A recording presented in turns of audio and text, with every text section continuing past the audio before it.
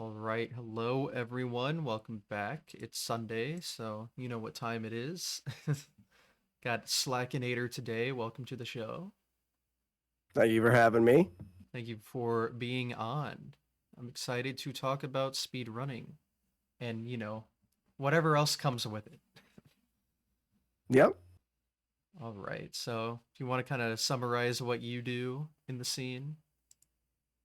Well, I mainly just live stream on Twitch, and made my start as a speedrunner, but I've kind of started to work into no damage challenges as well, and maybe even to a little bit of variety stuff. But mainly speedrunning and the retro games. That's where my passion is, anyways. I mean, I love the retro. It's kind of Mm-hmm. what I've stuck There's with something. myself, so. There's something about it. Someone when I was streaming mentioned like the best stream is the stream where you're having fun. So you kind of choose what you like. You choose what drives you and you have a passion for. And if you try to do something else, it just doesn't. Oftentimes, it doesn't work. It feels kind of forced. So, whether or not I have a choice, my favorite games to play are the old retro games, along with just like that nostalgia for the physical console. I can't tell you how many times I get suggested to do randomizers and ROM hacks and stuff, which I think are really cool. They just don't have the same feel to me as the original game. So I tend to stay with like original NES games. I see. Well, at least you can usually play hacks on original hardware nowadays, thanks to EverDrive devices. So, Yeah, and it's for me, it's always like, oh, now I have those in my back pocket. Right. If I ever get tired of or want something to change up, the variety of things that we can do now with old games, the variety of the hacks that have been out there and the things that people have put so much time into, it's like a never-ending list of things that you can go through. I just find myself not running out of things to do on the original stuff yet. So, which is it's nice to have. Nice to have that amount of stuff to do.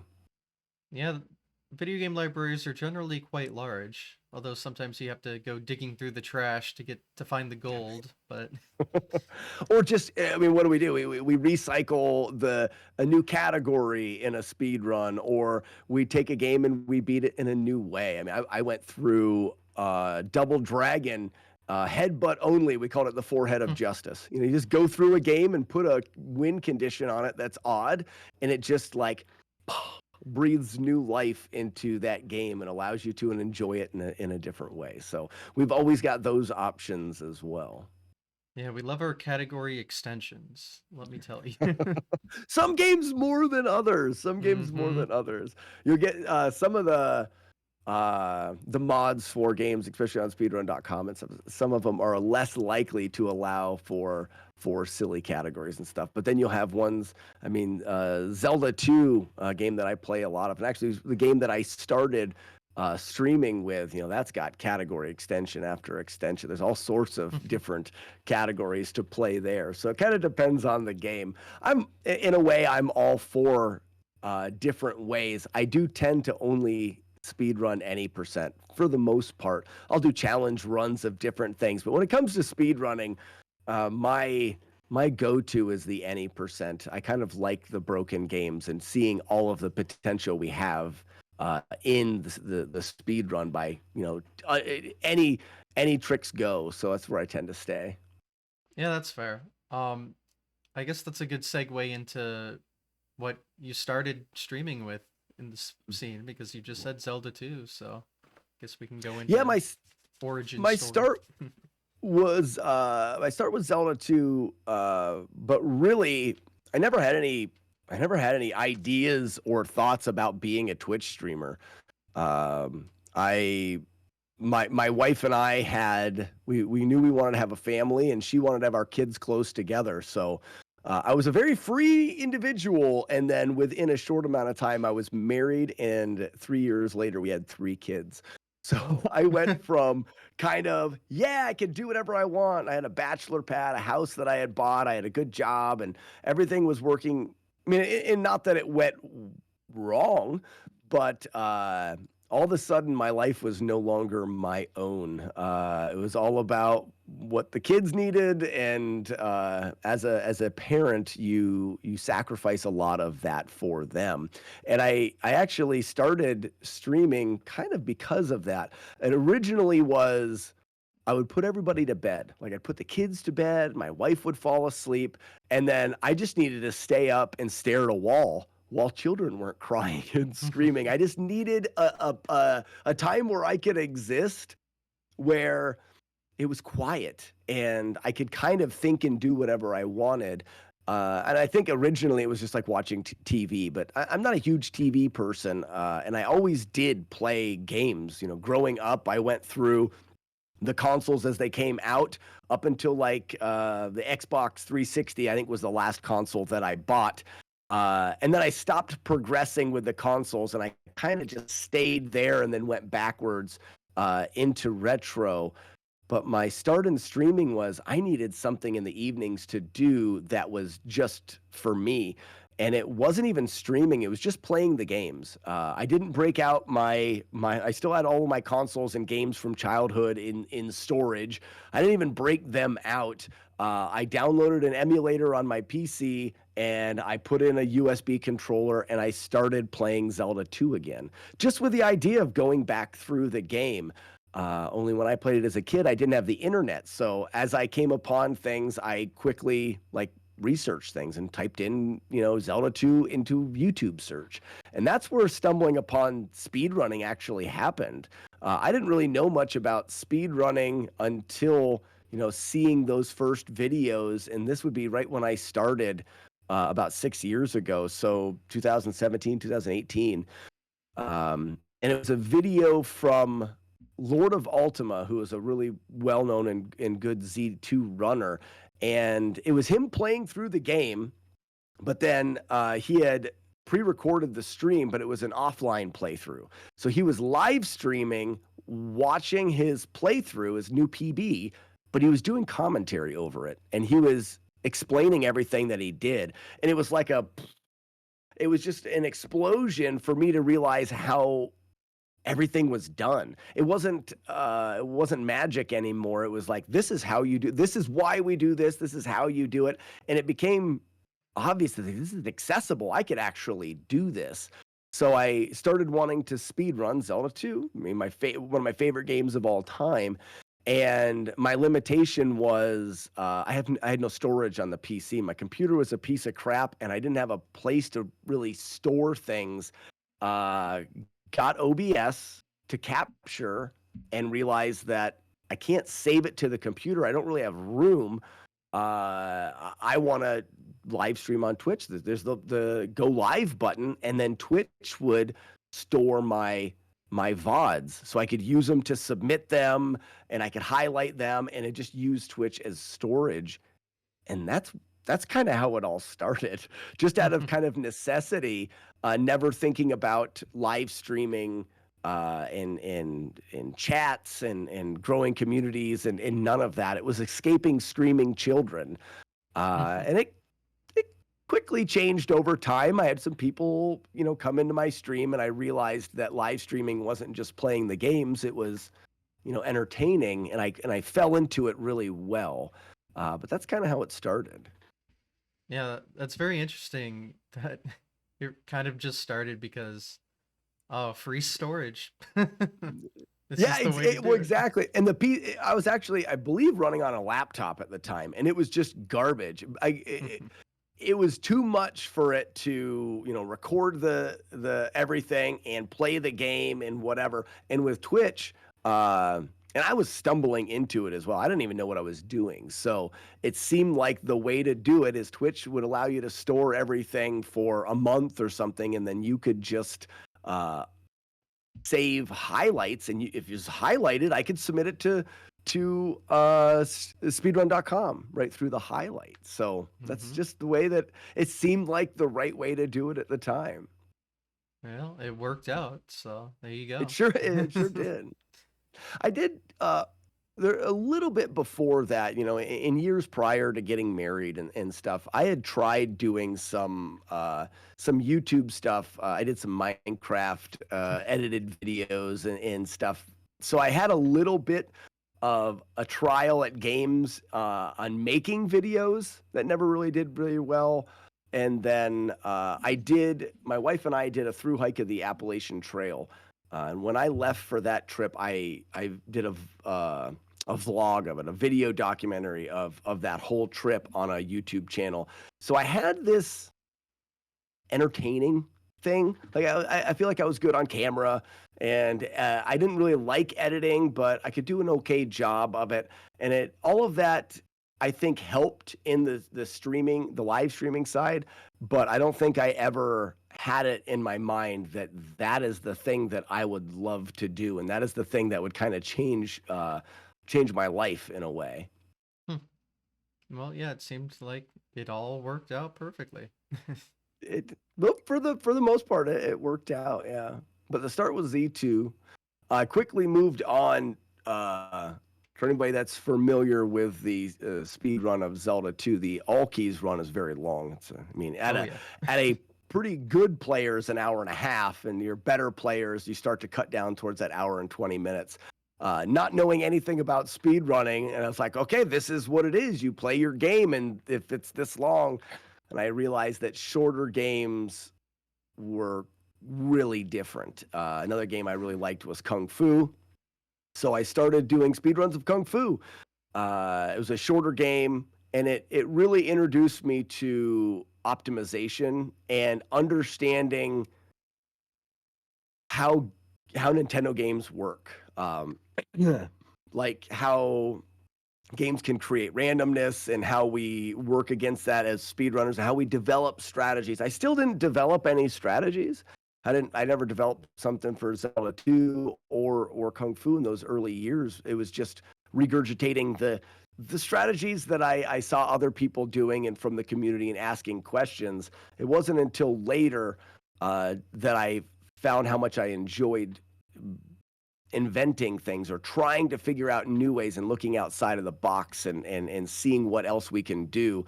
But I think Kung Fu is really a game that got me thinking about how the games worked and using that to try to push the envelope. Which anymore is one of my favorite parts of playing games. You can get a world record in a game, and really it's only a matter of time before somebody breaks it and gets better. I mean, the records are meant to be broken. But if you discover something, if you create and develop a new strategy, those things can live forever. And there's a certain amount of excitement, and there's a certain amount of pride that I take in, even if you're spending hours and hours and hours and hours and hours and hours working on something, knowing that it is something that will always be part of that is really cool. Yeah, I think back and yeah, I like remembering this few things I found because when it comes to 2D Mario, there's not much left there. So when you Especially find in SMB1. when you find that rare thing, it's kind of nice. Yeah, So and I get it. it's a really really cool feeling. Uh, and also I get my personality has a bit of an itch when I have a question and I really got to answer it. I worked one of the games I moved into after. I mean, I went through. I think as a lot of streamers do, a lot of speedrunners do. They start off with a couple games, and then they start going through just like the list of games that were really uh, important to you growing up, or the list of games that you played a lot, and you kind of go through those familiar ones, and then the community and people will suggest, "Oh, you should try this game or that game," and you may kind of branch out, but we often stick with the ones that we know the best. And Double Dragon was one that I really played a lot as a kid. It wasn't right after Kung Fu. I worked through a handful of other ones, but it had a trick in it, or well, actually, at the point it was a glitch, and no one knew why.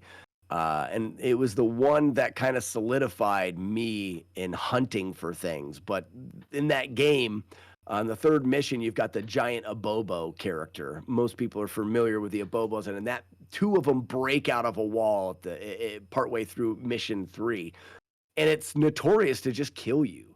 You know, they hit really hard. They can get on either side of you, and they can beat you up, and you just end up. That ended a lot of people's playthrough. Casually as a kid, you get to that spot, and that could just be the end, back to the beginning. And as people started to speed run the game, we would notice a phenomenon where one of the Abobos would just walk backwards, and he'd walk backwards off of the screen. And once he got far enough off the screen, the game would delete him from memory to save on resources. Like if you scroll past an enemy, it gets far enough off screen, the game, deletes them. And I don't think anybody was ever successful at figuring out why. It was just this thing that could happen. And speedrunners would say, man, if we could know how to do that, then you'd only have to kill one as opposed to two. Like, we could save a bunch of time. But in the speed run, you often lined them up and hit them both together. So it wasn't that intriguing, because a good fight would fight them both at the same time. So making one disappear, in a sense, could make it easier, less likely to take hits and stuff, but probably not save a ton of time, especially depending on how long it took to set up. So speedrunners didn't look that much. And it was going through it for no damage challenge, trying to beat it without taking a hit, that it mattered a lot. Because now you don't have to worry about both of them. If we could get one to disappear. And I spent hours and hours and hours trying to figure out how we could make it happen, and without a bunch of video of it happening to start to work off of, it was really hard. But we did eventually figure it out in how to make it work, and then through trial and error, we figured out a better and better and better setups to make it work faster and faster. And now we use it. I mean, all the speed runs use that strategy of making one disappear. And that's, like I said earlier, it's like there's that pride, that'll be the strat that I figured out for that game, and it'll always be used. It's one of those things that'll live forever. And I love hunting those things down. Live until someone finds something faster, at least. Oh, that's true. Yeah, exactly. There's always that chance that the strategy is out. They find a faster way to do it. In this case, I don't know. I guess do we ever know? Do we ever know if we've hit the boundary? You look at SMB1. I mean, people are pretty sure we know where the end of that game is. I don't know. Maybe? Is there something else there? I mean, there's truly no way to know, I guess. But we can be pretty confident in some areas. We can be like 99% sure, but there's always going to be a 1%. Yeah, because that's the beauty of it. You just never know. A lot of times, I mean, games like SMB1, even the game Kung Fu, those games are really reaching their end. Not saying that there isn't something else to be found, and maybe there is, but we could be pretty, like you said, about 99.9. We can be pretty sure that those games are about done. And that was another reason I have maybe a peculiar approach to speedrunning. I look at it like like the fact that the amount of amount of world records in a game is not a limitless thing. There is a limit. There's a terminal speed, like we're approaching with SMB1, where we may hit a wall. We may never find a new thing, and that's the end. That's as far as that game will ever go. Thinking about 6-7 years ago, we weren't even thinking about where those ends were. There was always like that horizon was so far away. And now I think with NES games, we're thinking more and more towards where is the end.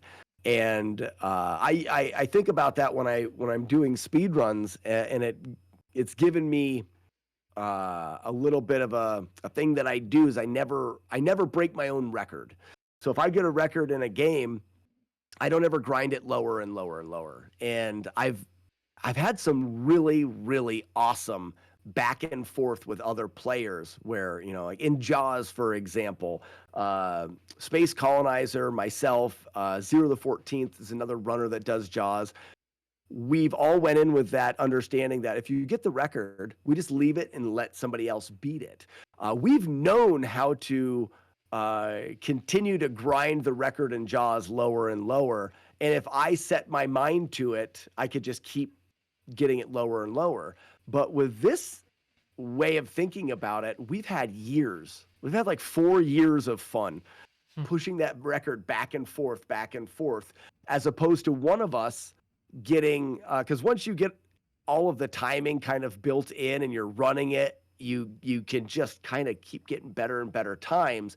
Whereas if you get a time, I just broke the record here again 2 or 3 months ago, and no one's playing it right now. Eventually, Colonizer will pick it back up, and it may be a year or 6 months before he breaks my record. And then when I go back, I've got to kind of relearn everything again. And it's just a way of preserving that run, because there's an end. We won't know if we've ever gotten there, but there is an end to how far we can take the games. And I guess I'm just not in a hurry to get there. And a lot of people will just grind a game and grind it and grind it and grind it. And I look at that and I go, there's nothing. I mean, we all do this for fun. So whatever makes you happy. But I look at that and go, man, they just kind of are wishing the time away, as opposed to kind of taking your time and passing things back and forth. But it's definitely been something that's been fun for me. Yeah, that's a fun way of going about it. I mean, I'm so used to all the competitive things where if someone becomes like the best, it's just theirs forever now. Oh well. They'll Yeah. keep Or lowering they it.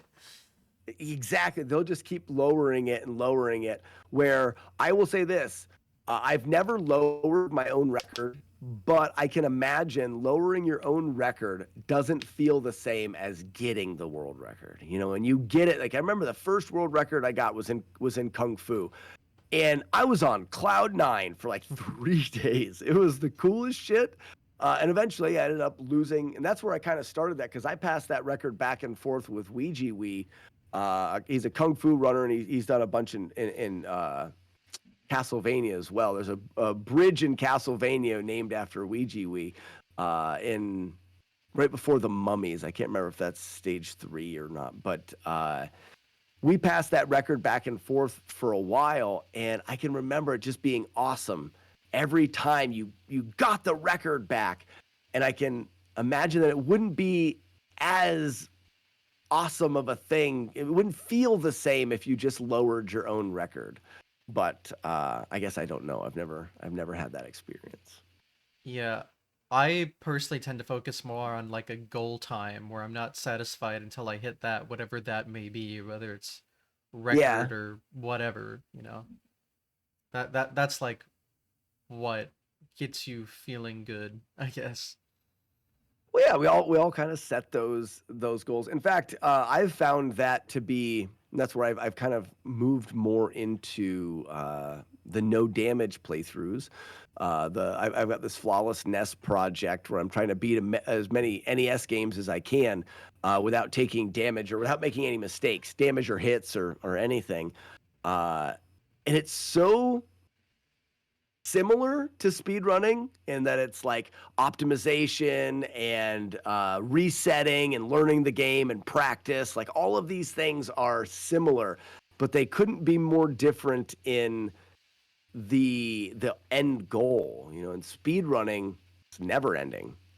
You get to continue to play the game that you like, and you could always set a new time. You could always go for the record, or someone will beat your record. It just seems like it's this uh, never ending thing. Whereas the no damage runs are one and done. Once you do it, you've done it. And Mhm. there's a bit of a freeingness to that, where you can finish the run, beat the game, and it's like you've got this accomplishment, no strings attached. You've done it. You don't ever have to go back and do it again. You never have to beat somebody else that does it. It's like that is the one thing, and I see that in I think that's why people like the achievements, the Chivo hunting, Mhm. the retro achievements. I feel like that has a similar feel to it. As you get them, you get to kind of checklist, tick them off as you go, and it's different. It's a different feeling than speedrunning is. Yeah. And of course, once someone's gotten the damageless run, now you speed run the damageless run. So It's so it yeah, always and some comes people back. do. And some people do. I don't really. I've submitted some of my damageless playthroughs to boards because the board is created, but I don't really. I don't. I've never improved the time or treated them as speed runs because I feel like to me they're very separate.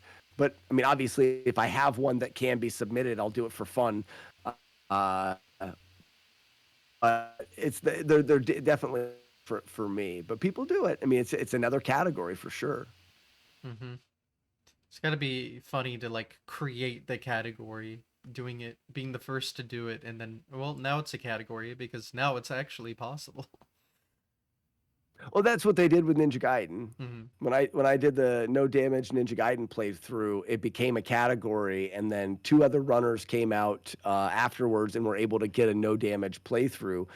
Both of them much faster than me. Uh, I don't think anybody goes for that category at all because it's not something that is very speed runny or speed runnable because the end is where everything is. But yeah, I'll never do that damageless again. I'm very content with finishing a no damage playthrough and being like, yep, done with that one. Move on to the next one. If I want that never ending thing, it's speed running. It'll always be speed running. And I said earlier, like any percent is my go to with speed running. I like playing games 100%. I like all sorts of ways of going through, but speed running's always felt right. If there's a fastest way to do it, that's the way to do it. Hmm. Um, I don't know, it's just always felt right for me. Yeah, screw the comments. That's the way. Yeah, I mean, really, but now I understand, categories. Like I do 100% all keys in Zelda 2 still. It's one of the categories that I'll probably always still do, but it's because I love that game, and the speed run that's the any percent doesn't do anything. I mean, we're looking at trying to get sub 14 in that, and you really don't do anything. In fact, we were talking just a little bit before we went live about AGDQ. I'm considering submitting a pacifist run of Zelda 2 where you don't do anything. You don't kill anything. All you do is glitch the game to the final boss and kill the final boss. You don't have to attack any other enemies. You don't have to kill anything else. You just beat Dark Link. And I can see why people tend to want to not do any percent, especially when it so vastly changes the game that they like. You look at what's Ocarina, not Ocarina of Time, but Link to the Past. It's like a 2-minute glitch out of bounds, and you're at the credit screen. Well, You're not really Ocarina of playing Time's the kind of game. like that too. Is it really? It's What's the like four Ocarina of minutes Time? or something. Oh wow, I do not follow that And you speed just run. like I thought it arbitrary was code longer than that. execution to the credits or whatever. Yeah. Really? See, but I think that's cool. And Hmm. if you ask me, that is the fastest way to beat the game. That's the speed run. I'm okay saying that some speed runs suck. Some speed runs break the game in a way that really isn't play, but that's still, that's the speed run. And that's what categories are for. You can do it in a different way, but I'll always tend to go for any percent. Yeah. I mean, especially with like NES games, any percent runs are generally pretty fast. Generally, there's some games out there that that kind of withstand the. We'll look at Punch Out. Like we're not gonna there's no glitching or getting around. You still fight all the fighters, and yeah, there's a lot of manipulations, and that is a insanely precise and hard run. But we can't just break it. And a lot of the games are. I mean, you look at Castlevania now with the wiggles and stuff. They're breaking the game more and more. SPD Wolf just did arbitrary code for the Japanese version of that game, where they're beating it in whatever it was, 6 or 7 minutes or something like that. So any percent, we normally can find a way to really break the games, but there are some games. Trying to think of a couple other ones that you just have to play the game. I mean, Mario Brothers. I mean, your regular SMB1, you're using the warps, but there's not really glitching to the end of the game. You're really just playing the game really good.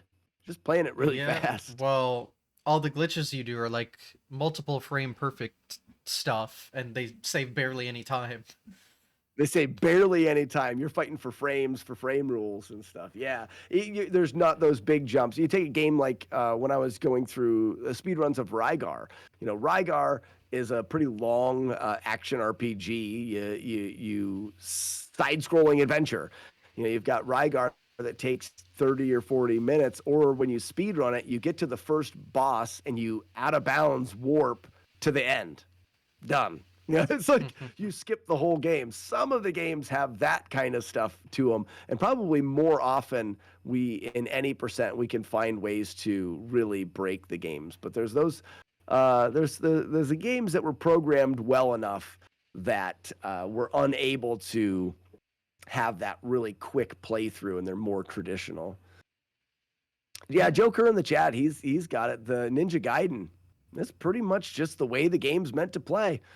You play through the game, and the speed run is just people that played the game really fast. Yep, that's another game that's pretty linear that works well. Yeah, there's no like major zips or skips or anything in there. That's There's a glitch that has happened a couple times. I was chatting with Aquas at SGDQ, and he had it happen. I think he was the first one, and then there's another one where they exit 6-2. They exit it, and instead of going to 6-3 and having to play 6-3 before the bosses, it exits and it takes you directly to the bosses. And they're thinking it's a hardware thing because they've never been able to, in an emulator, they've never been able to replicate it. So they're thinking it has something to do hardware side. But it's happened, and I think it's happened twice. Maybe there's something to be learned there. But I think that Ninja Gaiden, any percent, will just be, there'll be that, what do they call it? Well, they'll keep a category that's just, it's so traditional. It's just the way people will always play it. That if they find a way to skip out on Ninja Gaiden, there'll be a new category developed, but everyone will still play it the same way because that's just the way they've been playing it. Everyone, they hold too much of that tradition to allow for that. But yeah, I know Ocarina of Time has like a bunch of different any percents based on certain eras of discovering things. Mario 64 is kind of like that too. Like they even keep a 1-star around. I guess just for convenience's sake. It's hard to do the 0-star thing, but like that's just 1-star difference. that game is 64 is much more broken than I thought it was. I thought that game was so well put together when I was a kid. Like, this is the best. That's Mario. Like, I just thought everything worked well. It proved me wrong with that. And I don't follow many games that are not on the NES, but I've seen enough of those speedruns to realize how broke that game is. Yeah. Every game's got something, usually. Can't just say like, oh, this thing has nothing. It'll have something. Probably. Yeah. And there's always something for somebody. Each game seems to have its own accumulation of tricks or skips, and some are for me. Here's an example: you get someone that really likes mashing, and they got a game that has a lot of mashing in it, or not any mashing. If you don't like it, it's fun to find games that fit right into your wheelhouse, games that just speak to you on the way that you like to play games.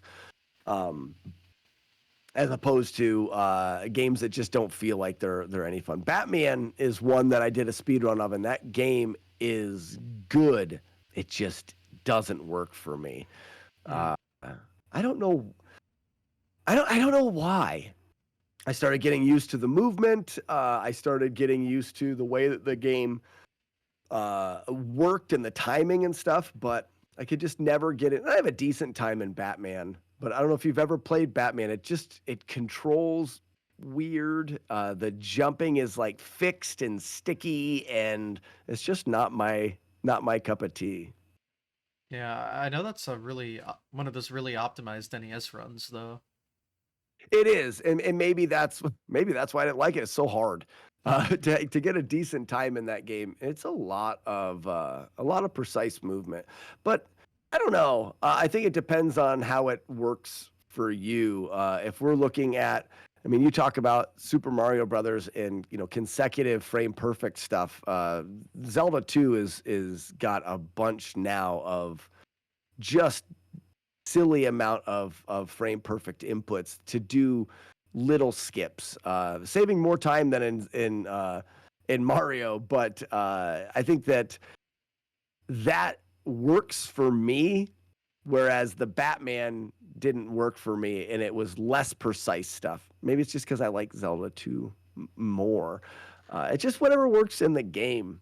I did some speed runs of Faxanadu, which was a less known game and kind of like a diamond in the rough for the people that did play it. They really tended to like it. And the speed run's weird, but it works for me. I kind of enjoy the speed run, but a lot of people don't care for it. There's an interesting part of the run where you get wing boots that allow you to fly, and the game has a timer that once it expires, your wing boots go away. So they only last so long. But the game, it's a global timer, and about every 60 seconds, about every 60 frames, it decreases by 1. But that timer is persistent through the pause. And it will only decrease on a certain value. So in a sense, if we let that timer decrease and then we pause the game right when it tries to scroll, from 40 seconds to 39 to 38, we can pause when it tries to decrease and unpause, let it roll 50 frames, pause, unpause. We can essentially use pause buffers to keep the wing boots from ever running out. We call them pause extensions or wing boot extensions. Hmm. But essentially what you end up doing is playing the game with a piano grip, using two fingers to play the game like you normally would, all the while pausing and unpausing the game every second. And it's just this mind-melting thing to do, to constantly pause and unpause the game, but then try to play the game normally, is really weird. I just found it fascinating. Yeah, I haven't heard of that. Sorry. That's It's very it's unique. really, really weird. And it's unique to that game. I think there's some other games that have interesting things like that as well, that either make the game for you or turn you away from it. Hmm. I feel like every game has something unique about it, usually. At least 99% of them have something. And yeah, depending on what makes it unique, if you like it or not, it de- decides if It, you put your time and effort into it or not, I guess. and it helps if you really like the game. I Mhm. grew up with Faxanadu, and I really liked the game. If it was a game that I didn't grow up with, I probably wouldn't have given it enough time to learn that technique for it. Probably not. Mhm. Yeah, that I can tell you that doesn't sound very interesting to me. But It's weird and there's some to it. There's some visual indicators and stuff like that, but there's there's no on-screen thing. You just have to in your brain keep track of the timing. At every second, you want to pause and unpause, but you want to do it as fast as possible because you want to make sure that the game is only, because when you're paused, you're slow. I mean, your timer's still going when you're paused. So you want to be paused the least amount of time as possible. It takes 1 frame to pause, 1 frame to unpause, and you need to be paused during the frame it tries to decrease the timer. So best case scenario is burning 3 frames every time you pause. Nobody's doing that. No one's getting that perfect pause buffer in there. So oftentimes you're burning 5 or 6 frames, but then you start getting later, and it's just a really cool trick to have to learn. It completely changed the way you're playing the game with the piano grip, and some people are really good. I was never great at it. I think I got podium. I think I got second place in that game at one point. I've been pushed way down the leaderboard now as more people play. Yeah, I mean that's super unique. I haven't heard anything that does something quite like that in a speed run. So that's just kind of cool, I guess. Not for me to Yeah. do myself, but it sounds cool to watch other people do it. Well, and it does affect the game a little bit, especially for people watching it. When I play Z2 and I'm doing any percent, the game's broken. You can't follow what I'm doing unless you know. With that, you're constantly pausing and unpausing the game, so it disrupts the music, and it's kind of annoying to watch, I think. Yeah, that's Because fair. the music in the game is really good. The graphics and music in fact Xanadu are really quite awesome, I think. And a higher tier than a lot of games. But now we're going to take it and we're just going to make the music sound like it's skipping all the time, and it does kind of ruin the audio experience when you're watching somebody play. Hmm. So, are there any other games you could think of that have like a interesting, unique thing like that, I guess? As far as speedrun goes, I can go back through some of them. Uh, I did just thinking about tricks in games. I did a Famicom game. It was the Namco version of Star Wars. I don't know if you've Hmm. ever played this game, N- but I've got the Famicom cart.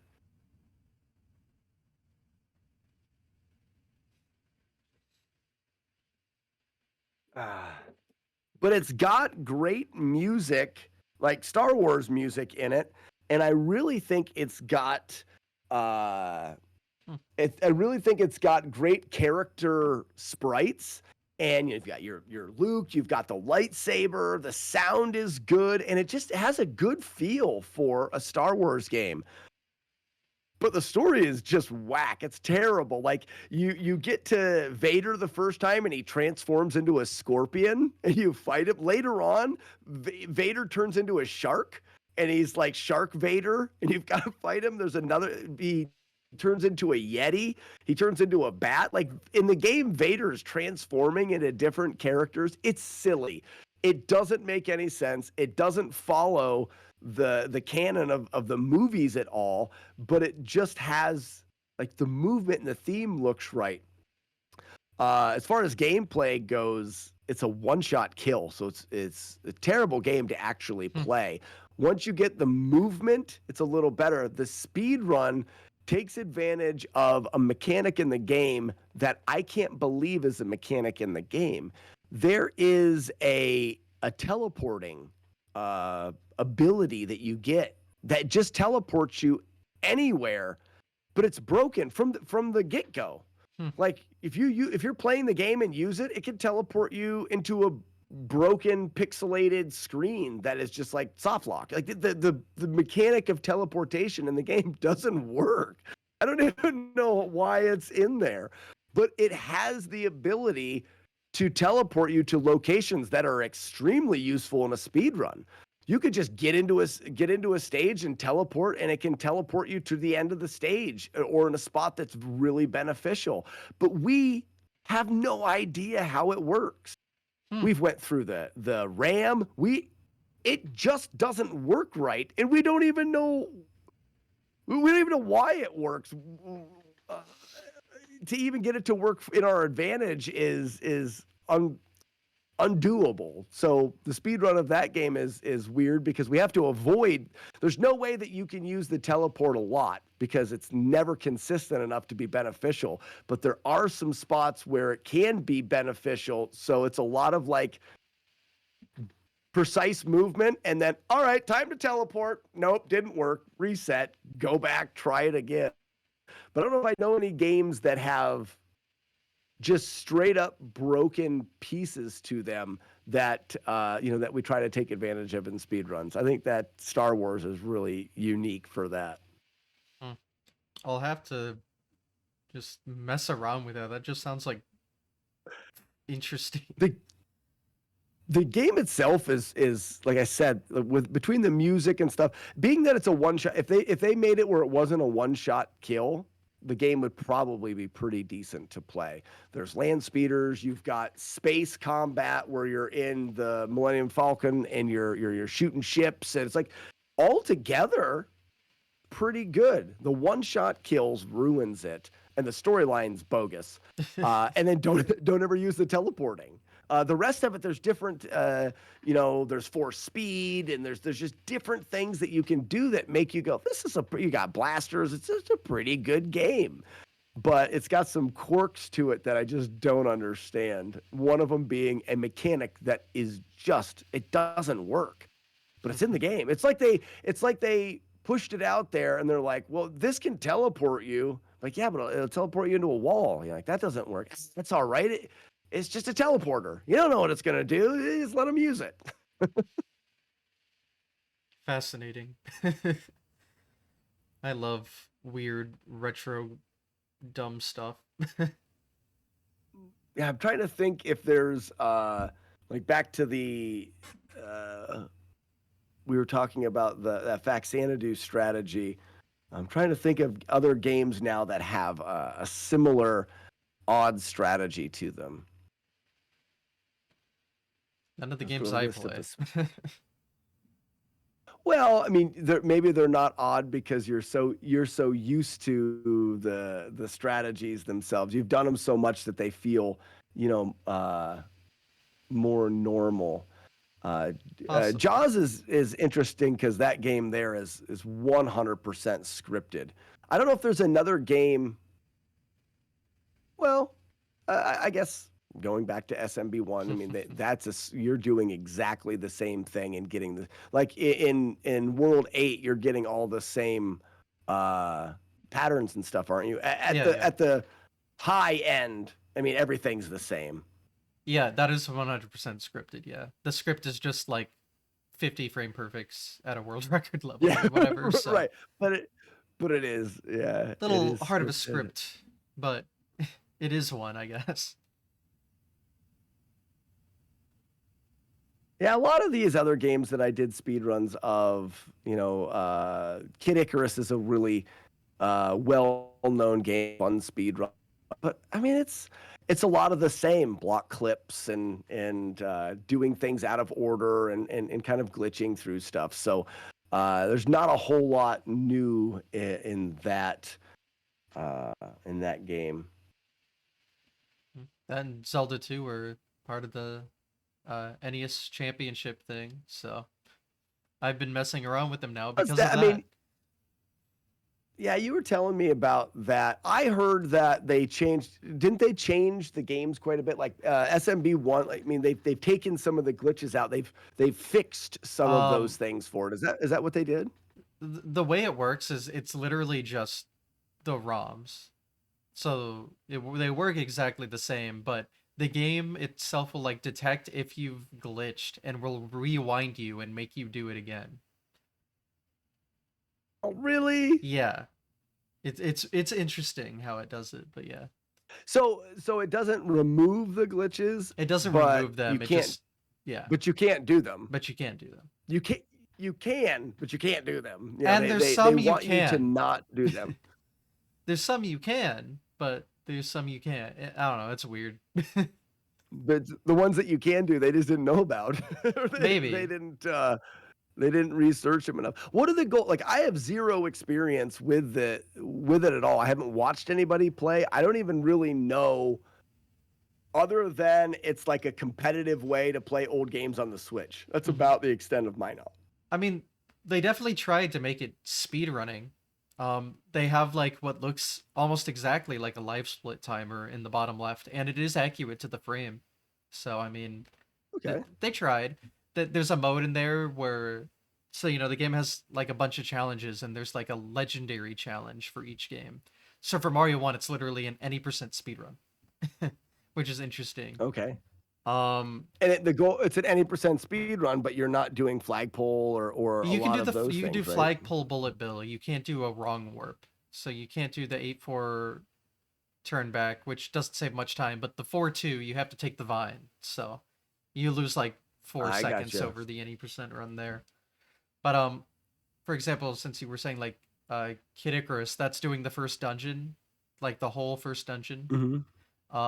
Zelda Starting 2 from the is beginning of the game, though, right? no, starting from the start of the dungeon till the end of the dungeon. That's Oh, like their really? I wonder legendary if challenge. are the block clips in there? Do you know if you can do the block clips? I don't know how to do them, so I wouldn't know. Okay, the block clips are it's an interesting it's so similar, well, it has to parallel a lot to Mario block clips.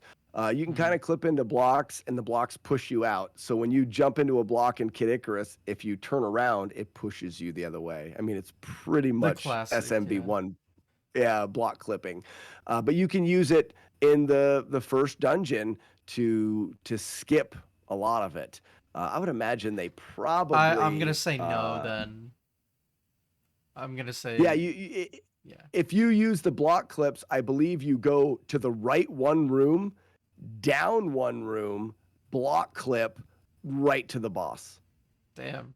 Yeah, I don't It's think there's any way they use that. They allow you to do that. So yeah, they have, so they want you take the imp. to go Yeah. through the whole thing, which is not.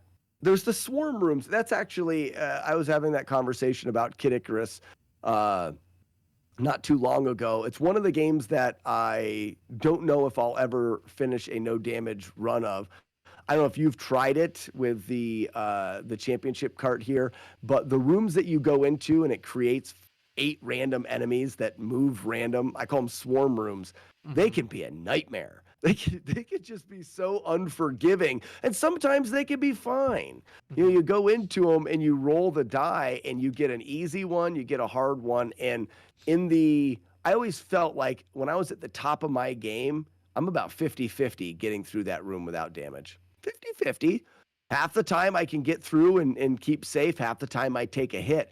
There's like 26 of them in the run. You're not flipping a quarter and getting heads 26 times in a row. It just isn't going to happen. Statistically, it's impossible at that point. So, Kid Icarus has always been on the back burner to do a damageless run of until we can figure out a way of either manipulating or a better way to go through those rooms. Yeah, one of the challenges is definitely one of those swarm rooms. Just defeat all the enemies in it. Um, And yeah, and there's always 8 enemies, I believe, when you get in there. That seems like pretty low level chat. What would you rate the challenges? More leaning towards the easier side. oh yeah, definitely. But they Okay. they do have those few, like I was saying, like Mario 1 is literally any percent speedrun. Like that's pretty interesting. That's the longest And you just challenge. But yeah. you just have to finish the game in a certain amount of time. Is there a Um cutoff? there's no cutoff as far as I know, but you're ranked based on your time. So Okay. yeah, like some of the It's a challenges are it's a really short, so it's kind of hard to get the best rank because they expect you to like actually do it optimally since it's so short. But the longer mhm. things, it's pretty lenient. And what have they dealt with ties? Or is there just going to be no ties? Seems Uh, like there's enough people out there for some of these games that there would be some times that are ties. oh yeah, no, there's plenty of those already, but Okay. there's no like Mhm. in-game leaderboard, so that's kept track of elsewhere. But um, So how do you? Oh, you just know what place you're in then? Like you're in second place, or yeah, like, well, I guess there's really no way to know exactly your place based on how many people play it, but there are like there's leaderboards on speedrun.com for the individual challenges. So that's like the best way to kind of judge how good your time is. Oh, I see. So yeah, you would compete in the game and then you would submit that to speedrun.com Hmm. so you could anybody that's because but there's going to be some people that don't submit. Yes, exactly, and that's where it's like, yeah, you don't know What's for the sure. what's the what's the goal? What was their goal with this? Are they going to have a are they going to Um, say who's in the hmm. lead? Like I guess I don't understand if it's a competitive thing, you'd think you'd want to have a leaderboard, wouldn't you? Yeah.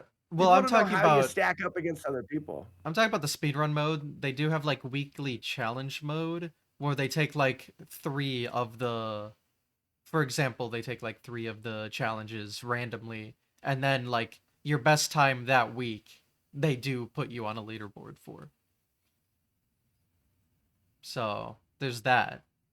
And that's the Okay. closest thing they have to leaderboards. But for example, one of the challenges the last time I played was start Metroid on NES, get the morph ball, and timing stops when you grab the item. You can do that to the frame, so there's going to be a bunch of first place ties. Right, exactly. You could do that to the frame. So I know I got tied to the frame on that. So I don't know if they've done the now, do the leaderboards yet. challenges change, Yeah, every or is it week. all, every week? There's always new challenges. Yeah, like the game has like 100 or whatever challenges, probably more than that. There's like a ton of challenges, and then every week they'll like take three of them, and then you try to get the best time for the week, and that's what's on a leaderboard. And it's But just for that the week.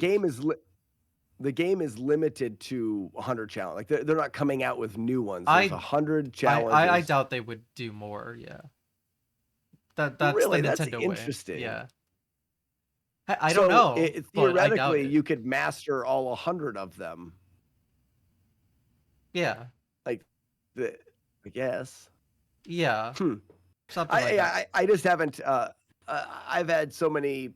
You know, I've got different challenges and stuff that I'm doing. I've got other things going on, so I guess I haven't put much thought or time into the Nintendo Championship thing. So it's Yeah, interesting to see. It's a fun idea. I mean, speedrunning is popular. I'm not surprised that they wouldn't jump on the opportunity to create something and will sell something new to people. I felt like it would be a little bit more because if that's the challenge for Metroid is just getting the morph ball, like that's one that's of not a them. Yeah, very good Metroid.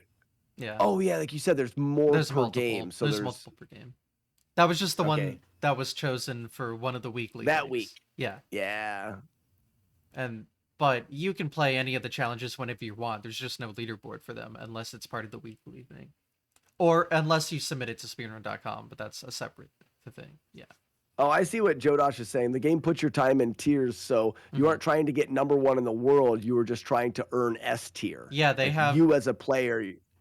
like they have an S, A plus plus, A plus A, B, C, D, blah blah blah.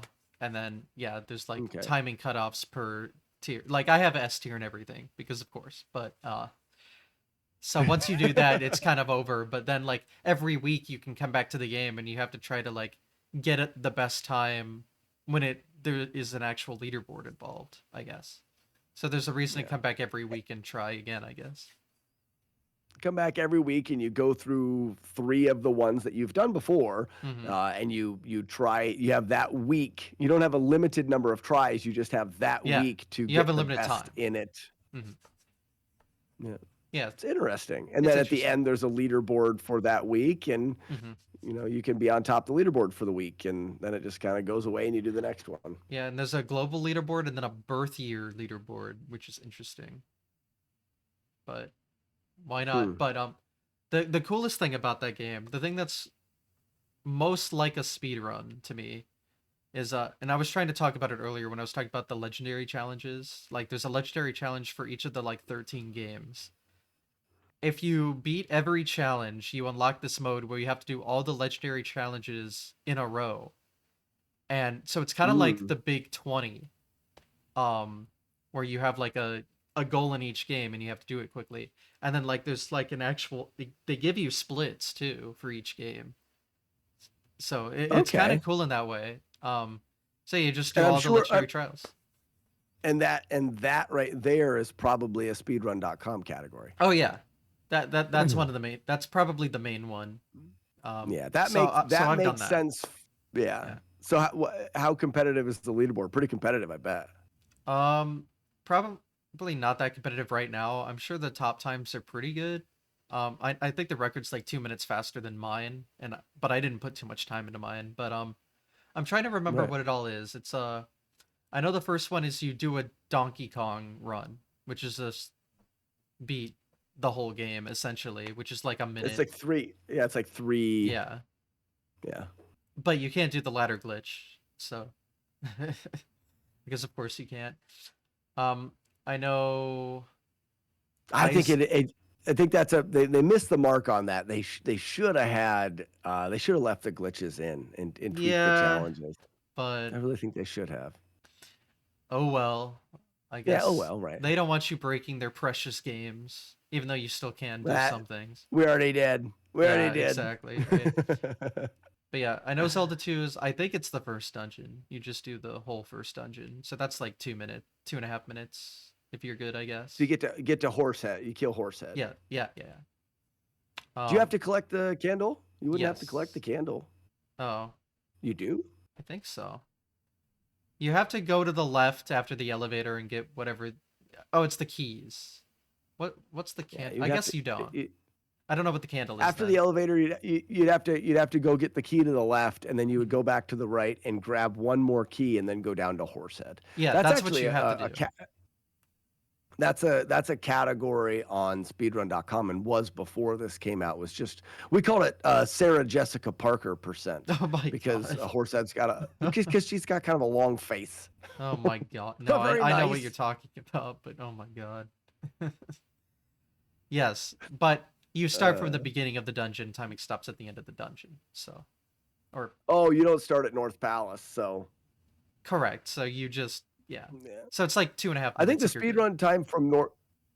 I was gonna say, I think the speedrun time from North Palace. I think I've got a 2 minutes and 28 seconds or 2:30 or something like that from North Palace. That's traveling to the palace as well.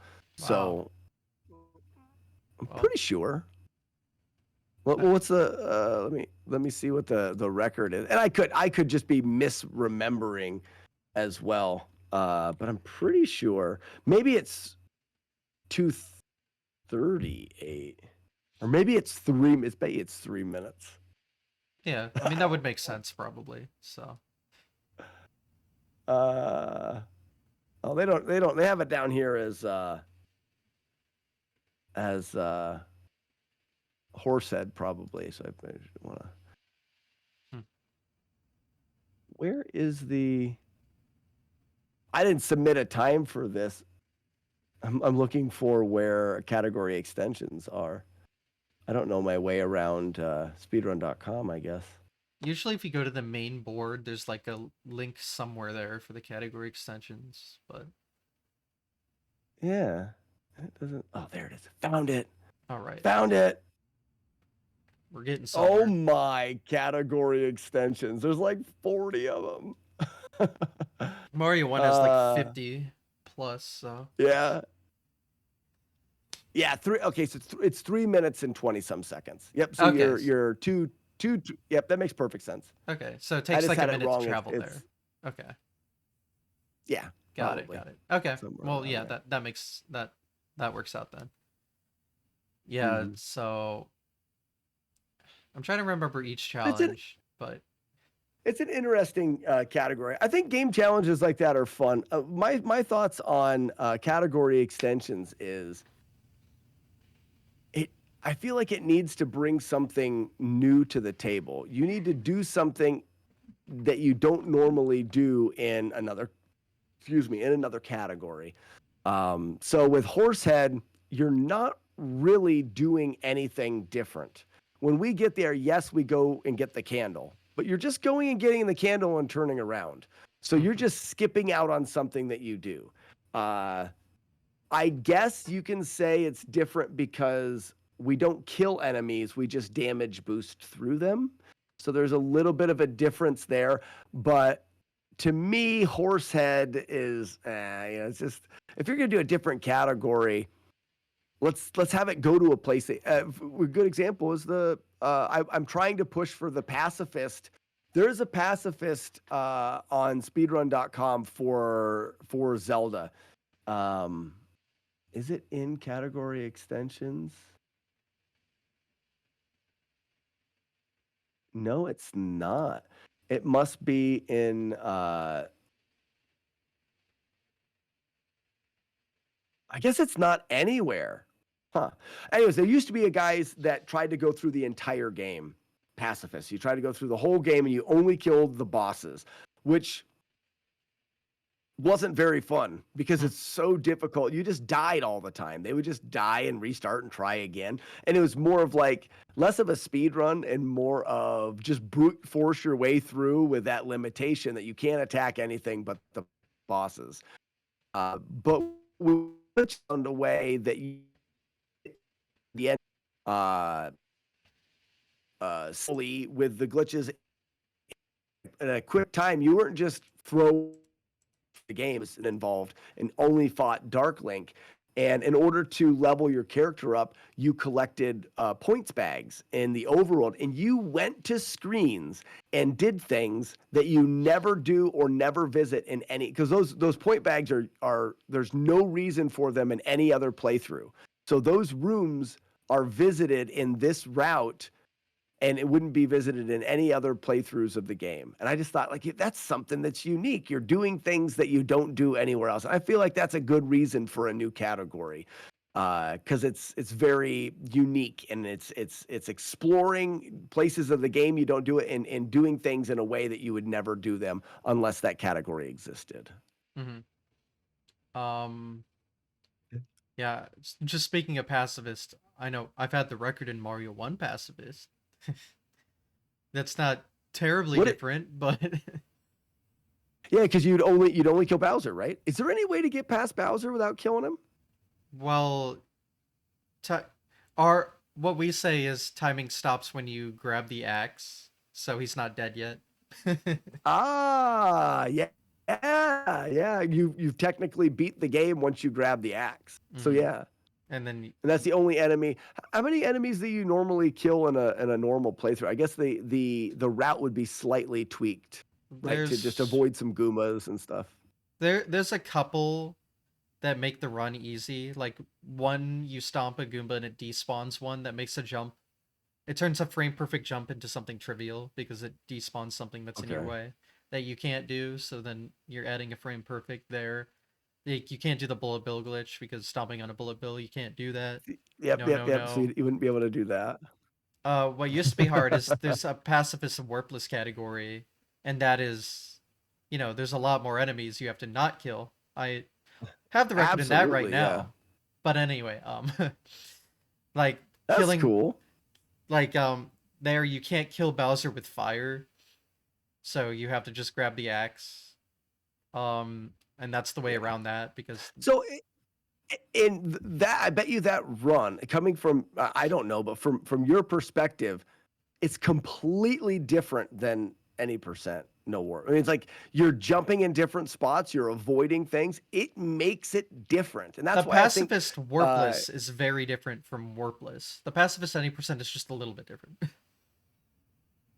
Yeah, that's what I'll say. I feel like it's necessary to be different rather than it would be like taking Mario and saying, here's a category, stage 1. Yeah, no, that's a category. It's like, oh, we're just going to speed run stage 1 with that, so it wouldn't have a frame count. It would just be stage 1, and as soon as you touch the flag or something like that, it's like, no, that's you do that in another run already. Nintendo World Championships does that. Quite literally. Does it? Really? Quite literally. Well, that's the idea behind the Horsehead thing. Horsehead is just beating Horsehead is just part of Zelda 2. So to have a category for it, there's another one that they have now that is candle.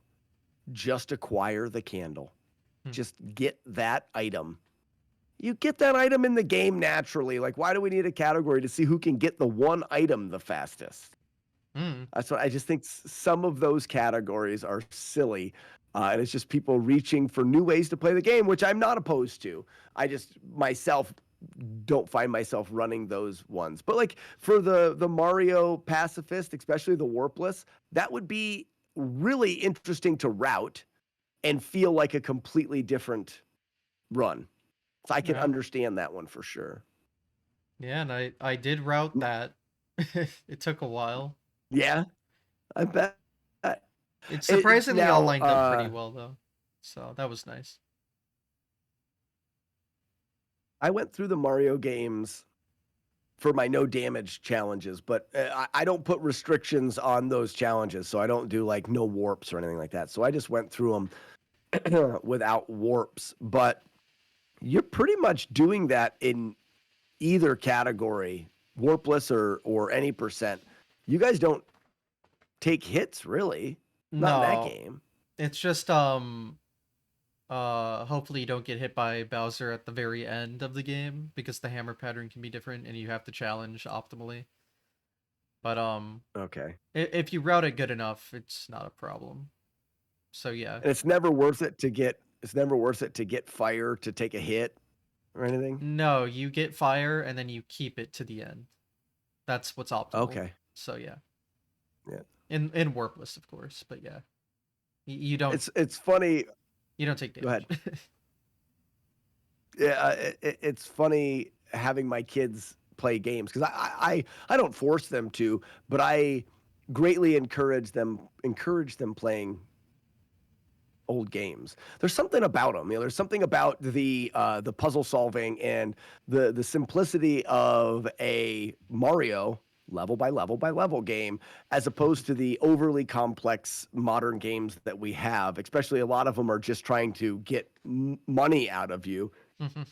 My kids play Minecraft, and it's like they want a new mod or they want a new this, and it's just all about them trying to get you as much money out of the consumer as possible. So I like to encourage old games, and it's fun because just yesterday my son said, "Did you know that in the original Mario Brothers that if you beat Bowser and he hits you, but you don't die, like on the last, on the last available or the last moment you hit him, it causes a glitch that you eat a mushroom and you get big instead of small, like backwards. I can't remember how he said it, and I'm like, Small yeah. fire, He yeah. says, well, that's yeah, and I I and I know exactly. explained to him that I knew how to do it and that I had done it, and he was just blown away. He thinks it's cool that dad plays Nintendo, for a living. Dad plays games. He had a buddy over the other day and opens up the door and wanted to show him while I was streaming that's what my dad does, which is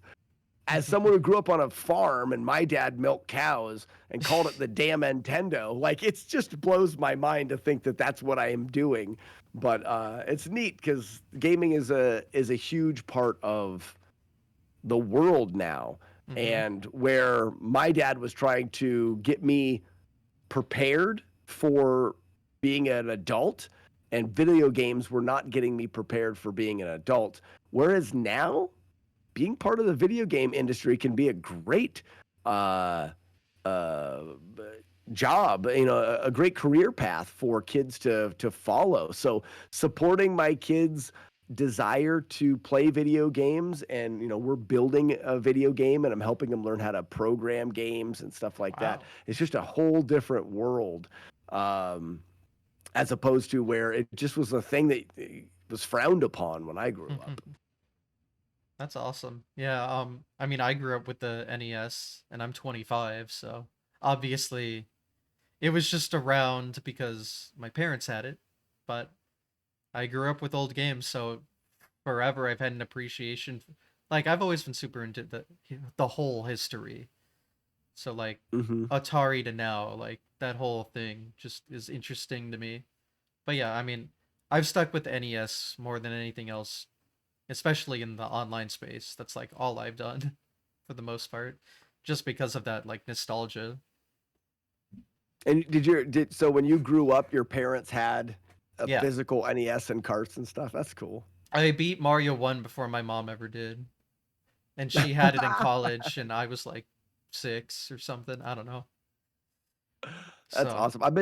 My son, my oldest is 8, and he's been through a lot of Mario 1, but he hasn't completed the game. It's hard because they get distracted by, and it's like it's almost a losing battle with kids now in the games that what's that euphoric feeling of winning or getting things. It's like your phone and scrolling, like either you get into that trap, and old games didn't give you that very often. You really had to work hard to to get that accomplishment and stuff. And modern games, it's so much easier. So mhm. it's hard to keep his focus on old games. We still play them, but I've got a running rule. He likes, like I say, he likes to play Minecraft and mods. Anytime he beats a game, anytime he sticks with a game long enough to get to the end, he can get a new game.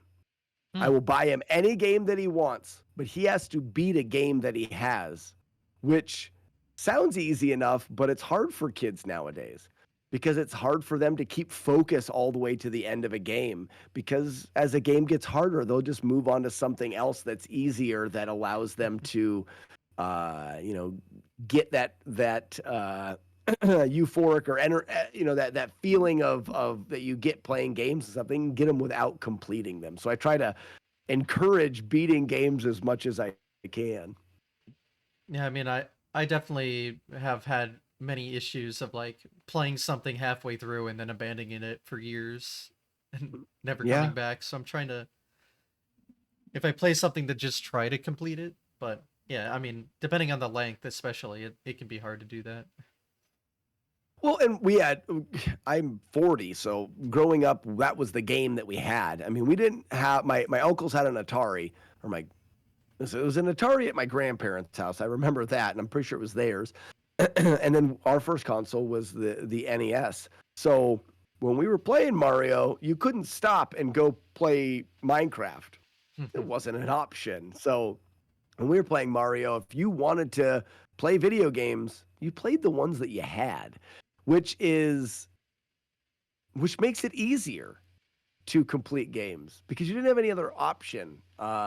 Whereas now, the options for playing video games are endless, and if you don't want to play video games, they can pick up and turn YouTube on and they can watch someone play a game or they can watch a show. It's like the entertainment is so easy to come by, and if something's too hard, they'll just flip the screen to something else, which is a constant struggle for me to try to teach some of those things that I think are important when it comes to, if you're going to set out to try to do something, you do it. I've given up on very, very, very few gaming challenges or games, and whether it be a speed run or no damage.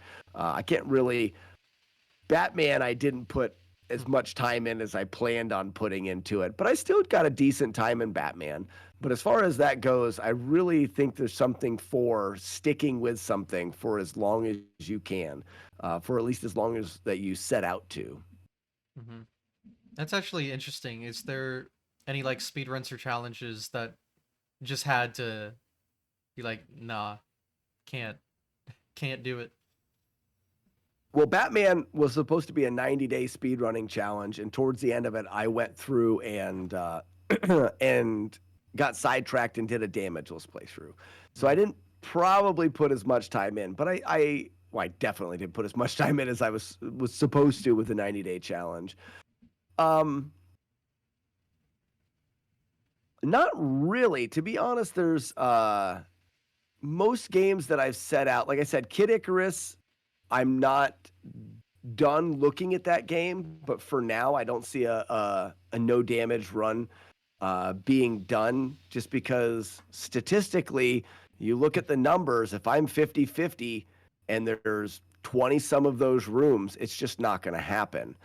So that's more out of we play the game and we've learned that there's a restraint in the game that doesn't allow for what we want. Now, I'll definitely go back to Kid Icarus and look at it more. Maybe we'll learn more about the way the game works, and maybe we'll learn more about manipulating those rooms. But as far as challenges go or speed runs, pretty much stuck with them. I can't think of any off the top of my head that I set out. Now I don't always complete them. I played Zelda 1 for a full year going for a no damage playthrough, and I had 2 one-hit playthroughs. I'm taking a year off of Zelda 2 or Zelda 1 rather, but I'll be back. I'm not giving up. So there's definitely a lot of games where I've set it to the side because I haven't been able to complete it, but I'll definitely pick those up. Zelda 1, I've got Battletoads that I need to get back to for a no damage playthrough. There's probably a couple other ones, Kid Icarus. There's a couple other ones that I've had to set down. And I think that's also good. I don't know if you've ever experienced grinding something for a while and then stepping away, and when you come back, all of a sudden you're like a breath of fresh air and you can do better. That I've had it time before, away is yeah. good sometimes. Yeah.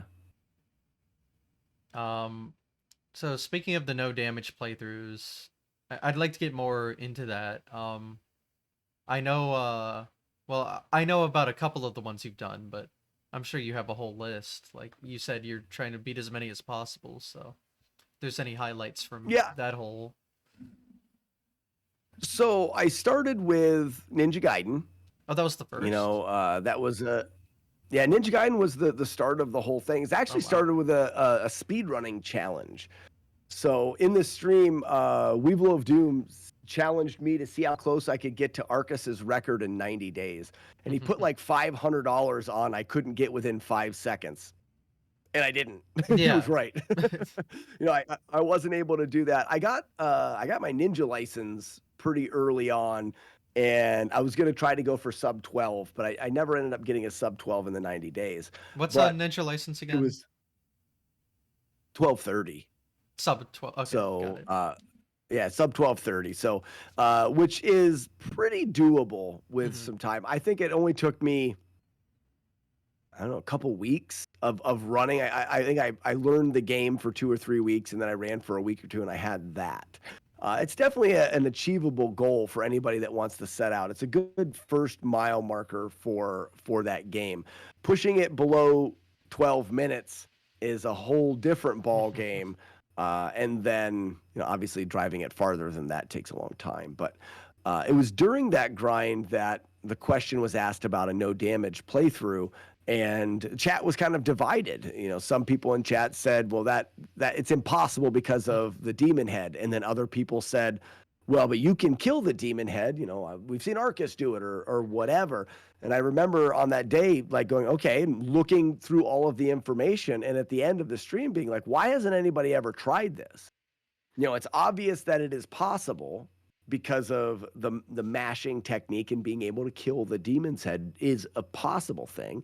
But all of the runs that people have done that were on YouTube were people saying, here's a no damage playthrough of Ninja Gaiden, but we get hit by the end because this is unavoidable damage. But I'm staring at this going, they say it's unavoidable, but here's a video of Arcus killing the demon's head.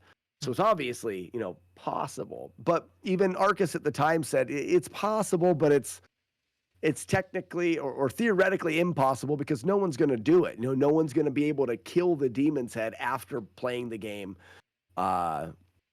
without damage up until that point. So I set out, while doing the speedrun challenge, I set out to say, let's practice the demon's head. And if I can get to the point where I can do the demon's head maybe once every 20 or so tries, I felt like I could get to the end of the game after I routed it. I could get to the end of the game without damage 20 times. And if I can be able to get the kill once every 20 tries, maybe it's feasible with enough practice. So after 3 months or so of grinding the demon's head, I started routing for no damage. And, the rest is history. We were able to put that run together. And that is where that's where the no damage or the flawlessness started, was with Ninja Gaiden. Got it. Yeah, I know when you did Ninja Gaiden, that was a pretty big deal in the gaming community. Like a lot of people talked about Yeah, that one. that's what got my, that's what got my start in the whole thing was that first playthrough, that first no damage run. But actually, when I first put it together and put it up on YouTube, it didn't get any attention. I had that run Really? done for 2 months and no one knew about it. And I eventually thought I got to find a way for this to get some exposure. So I started looking for different YouTube channels that did, features of things and whatnot. And I just started sending emails out to any email address I could find. Mm. And I got zero response from anybody except for Carl Jobst. And if anybody's familiar with his videos, he does like accomplishments, but more like cheating scandals and stuff Yeah. like that.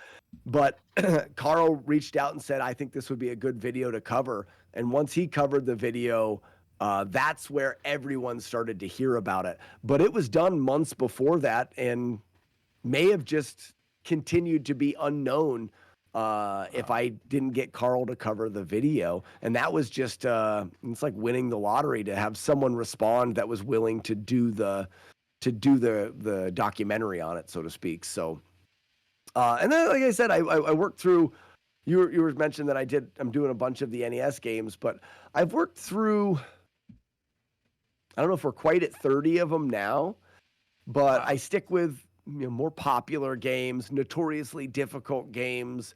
I find that we mentioned before, it's different than speedrunning. It's Mhm. not the same. It's not the same kind of a challenge, and it has pros and cons. You're not running against a clock. You just can't get hit ever. So whereas a speed run, I feel like you get so numb to the game after a while that oftentimes, like for you in Mario Brothers, you probably don't even become nervous until 2 or 3 levels in because you've done the beginning so many Oh times. yeah, Like yeah. it's just repetitive. But then towards the end, you get this spike. Whereas in no damage runs, it's similar to that way, but you're always at any point in time it can be over with a hit. So there's a little bit of a difference in the way it feels as you're doing it, and then afterwards, the accomplishment's different. Damageless run, you're completely done. And I've stuck to games that are popular and games that I really enjoy. Or if you say it enough in chat, I'm going to try it. I get tired. It's like I'm doing Battletoads now, kind of because I'm tired of people saying, "Have you done Battletoads?" So Yeah. some of it is just to kind of be able to say, "Yes, I have." But Battletoads is also to finish up AVGN. James Rolfe from the Angry Video Game Nerd has a top 10 hardest NES game video. And Mm. I went through there at the beginning of the year and I noticed that I think I had 6 of them done. Oh wow. I'm like, well, wouldn't it be cool to finish off these other games? So I had to do this year. I did Silver Surfer. Mm. Uh, I did Fester's Quest, Street Fighter 2010, which is a really good unknown game, and then Battletoads. So Oh actually, I yeah. had 5 of them done.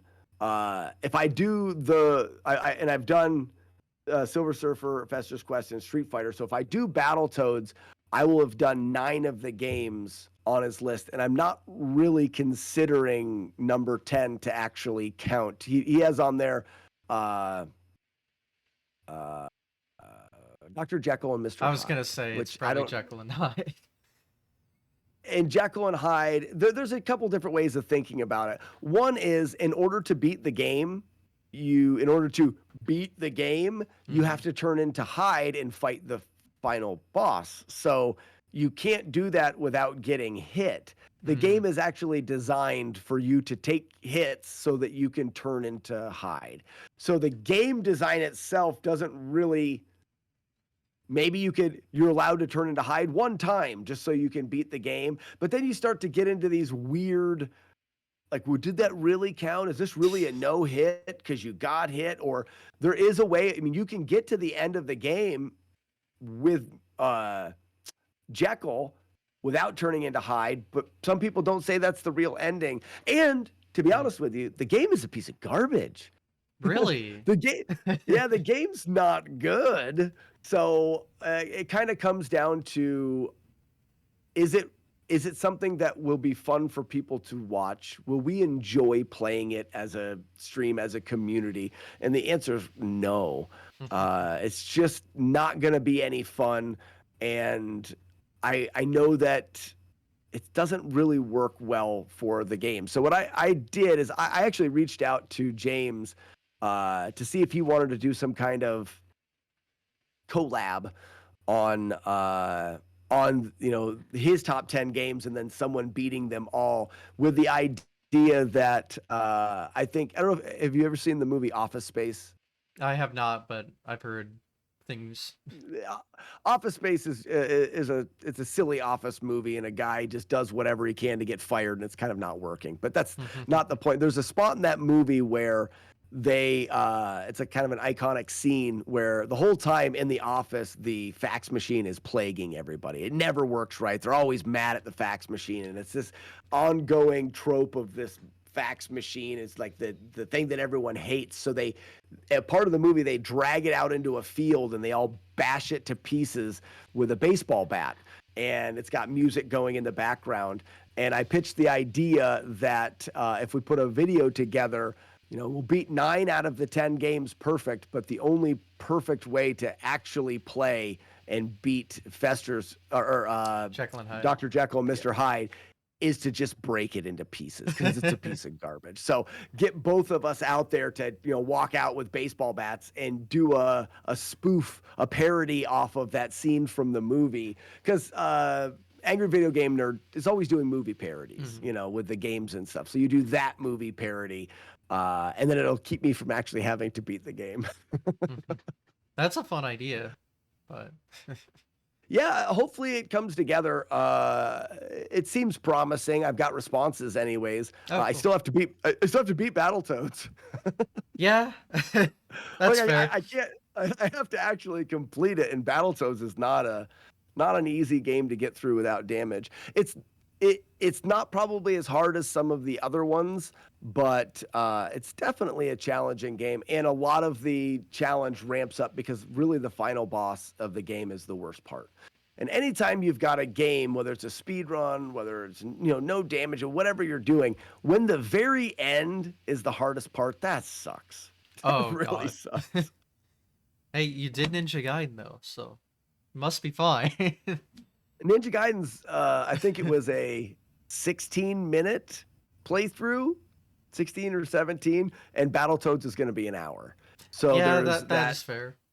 added amount. When I talk about the difficulty of no damage challenges, time plays a big part. It really does. How long do you have to keep your cool? Makes it. I mean, when I did Link to the Past, I even say it in the video, like my fingers stopped working right. I was so nervous that I couldn't get my fingers to just press cardinal directions. Be like, I want to go left, and I would be like left and up. Like I was just so nervous because it was 2 hours and 40 minutes or 2.5 hours long. So the Ganon fight at the end, which I had a pretty darn safe setup for, was still so incredibly nerve-wracking because the cost of a reset is so much greater.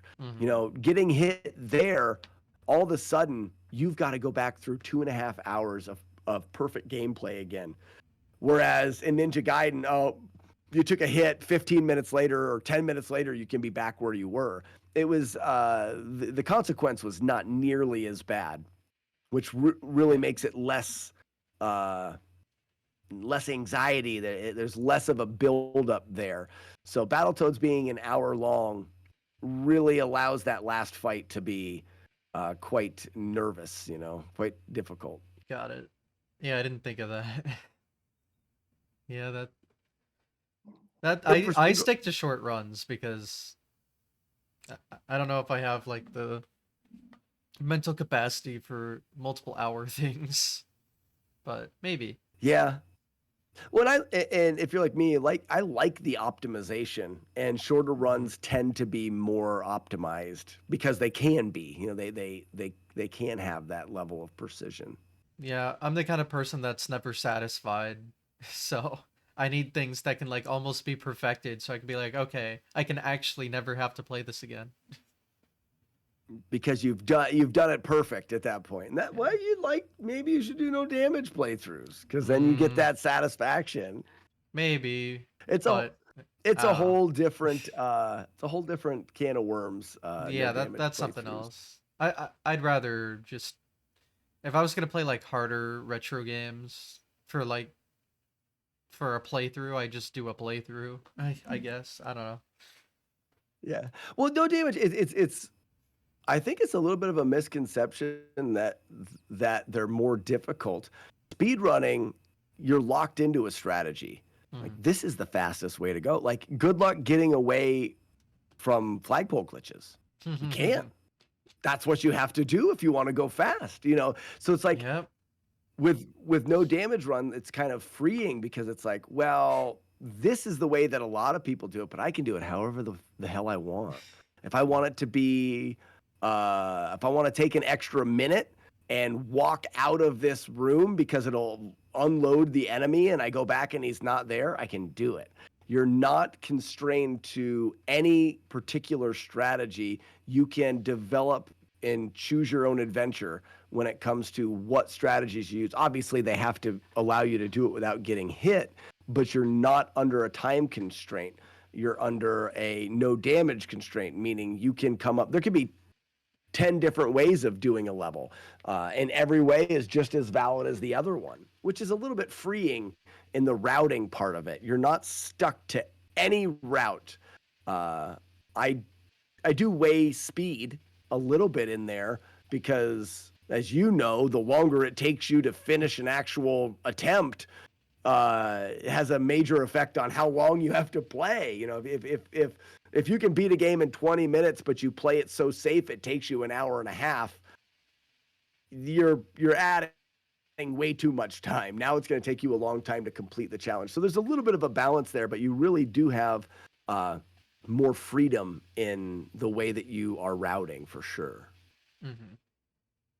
Yeah, that makes sense. Like again, they're very different things, but yeah, I don't know if it's for me. Like obviously, I've done the pacifist categories and like the games I play, at least if Mm-hmm. it's available. But I don't know.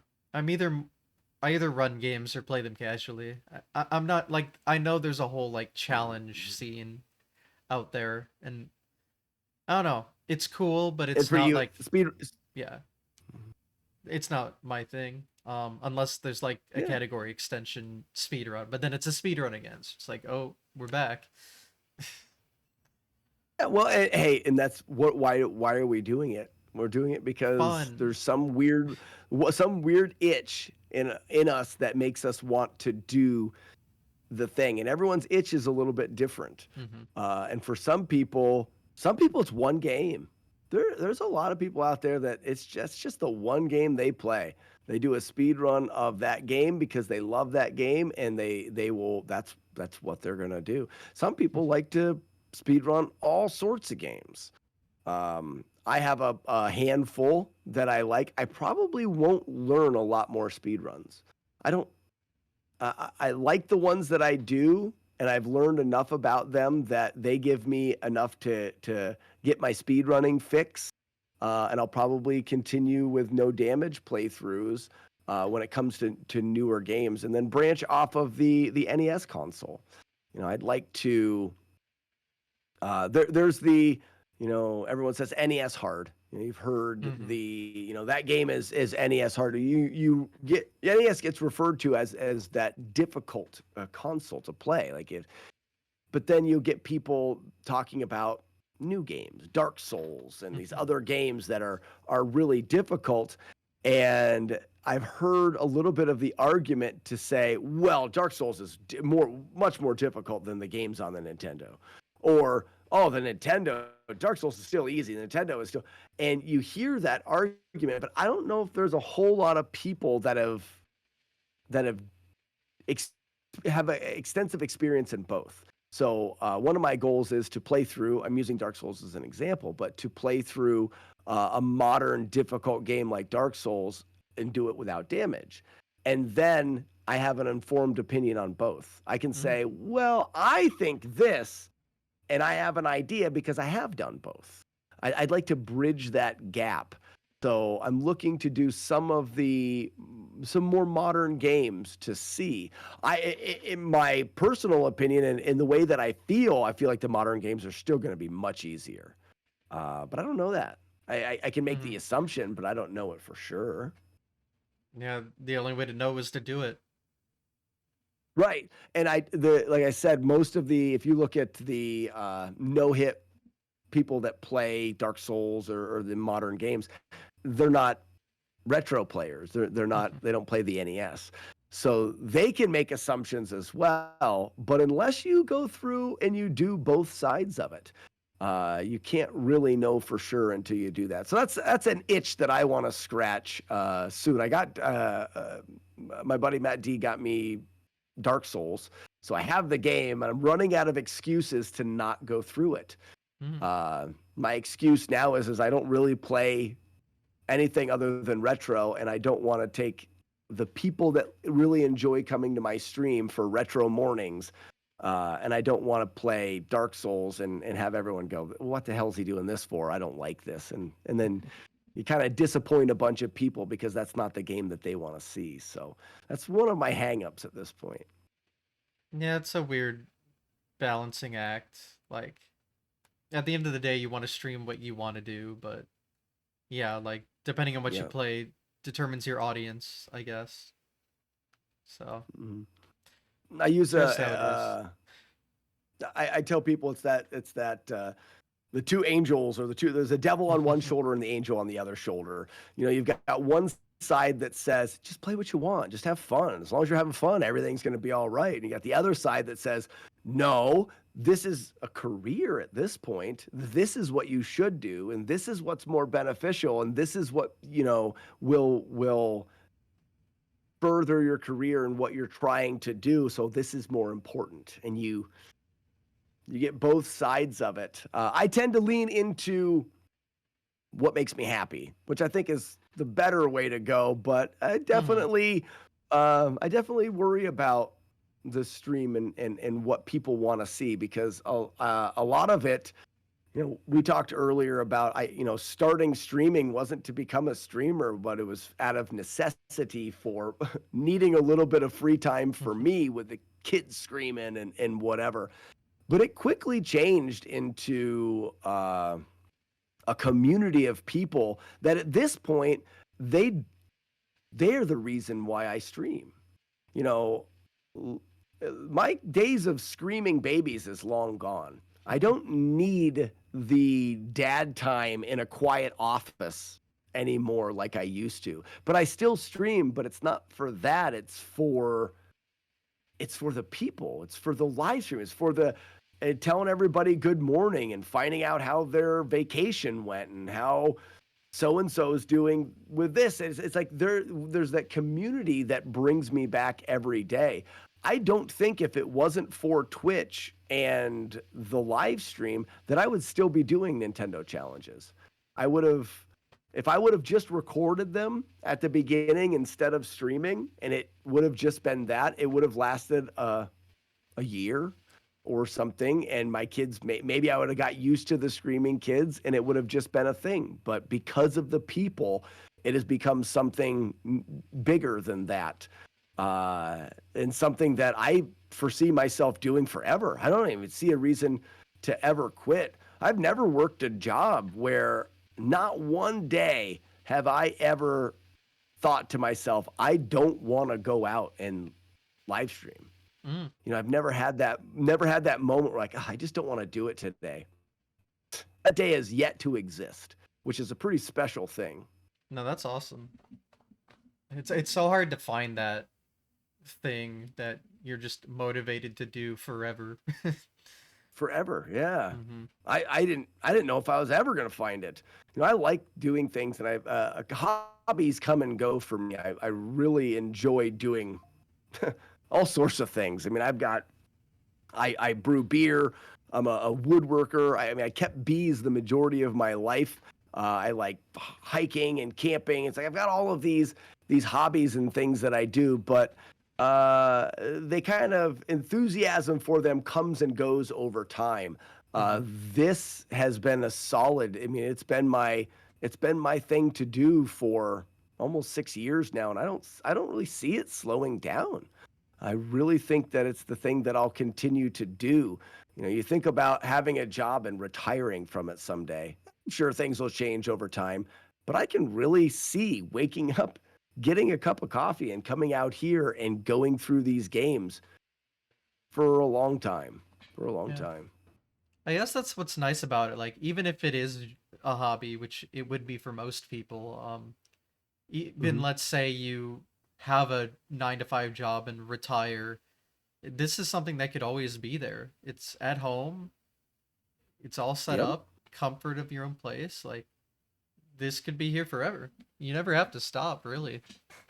So that's No. what's nice And about it. and with the you know, with ROM hacks and mods and Hmm. all of the, you know, we talked about category extensions, but all of the new ways to play old games, and with the development of indie games. I mean, there is new old games coming out all the time. I think that we're seeing a throwback to uh, the retro era. Games are, it's like me. I went through to 360. Xbox 360, like I said earlier, is about where I stopped. Once I got there, the games just didn't do it for me anymore. I remember getting like a Call of Duty game or something like that and spending whatever it was, $60 on it, and getting it home and beating it in like 4 hours. Like going Wow. through the storyline, and like it's like they didn't, it was like buying a movie to play through. Hmm. They just lost a little something. And not that there aren't really awesome modern games, but they just don't do the same thing as the puzzly old retro games do. And I think that that's why you still see those games being made. Yeah, I think, and I don't know if it seems like they make more and more modern games, but you don't see someone recreating a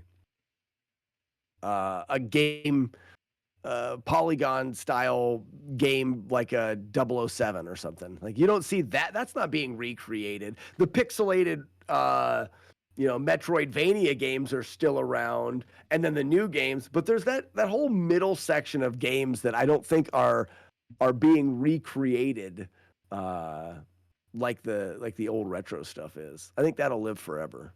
Hmm. Yeah, there's a few examples out there that I've seen, but yeah, I mean, what's nice is as time goes on, all that's being done is new games are being added. The old ones are still there. They're not going Hmm. anywhere.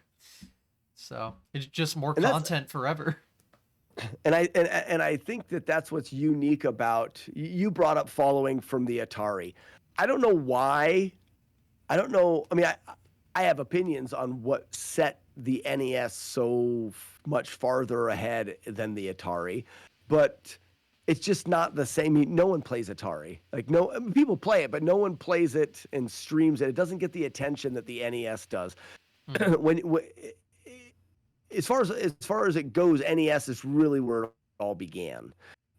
And when you're looking at the timeline for something, well, the beginning will always be the beginning, and the current will always be the current. So modern game, I mean, always be there. The stuff in the middle is what'll kind of fade away. Uh, it won't be as look back upon. I don't believe.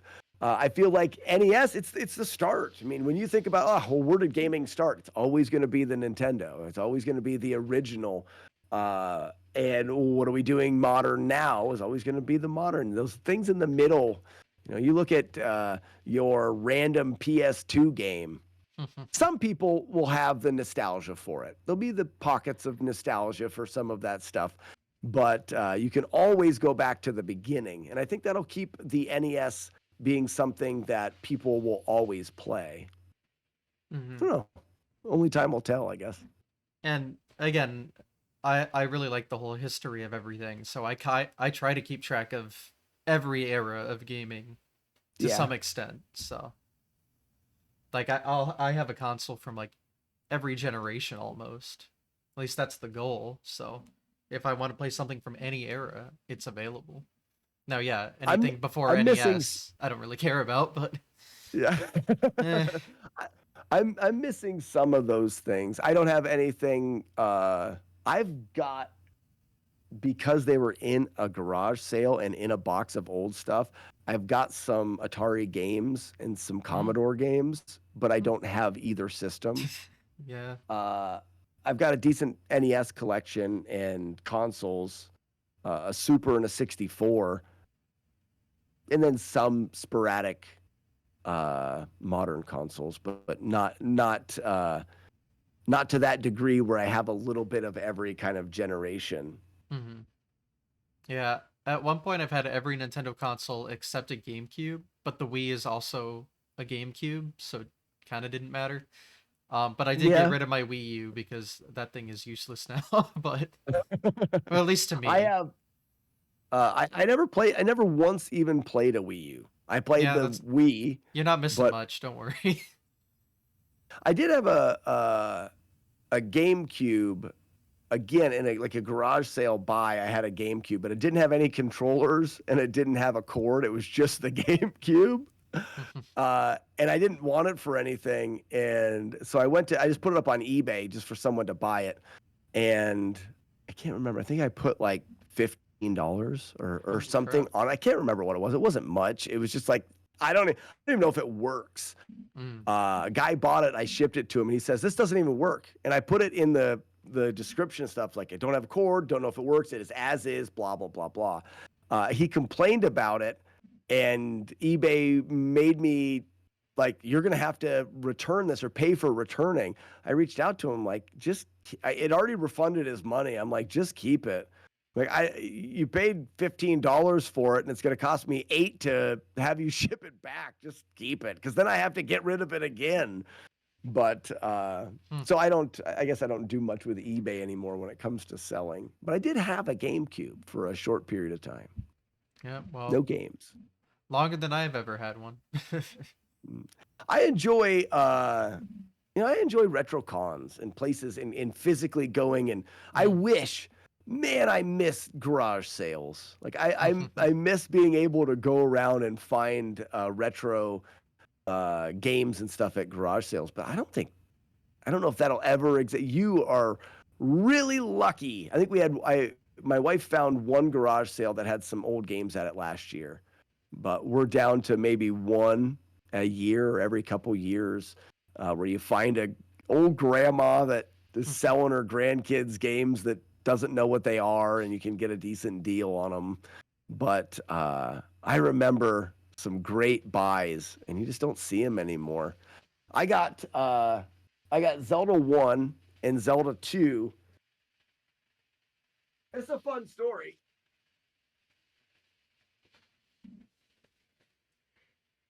So I got Zelda 1, Zelda 2 complete in box. Oh wow. They were advertised for $25 for both. Oh my And it god. was crazy. This was like 4 or 5 years ago. Uh, and I almost felt bad.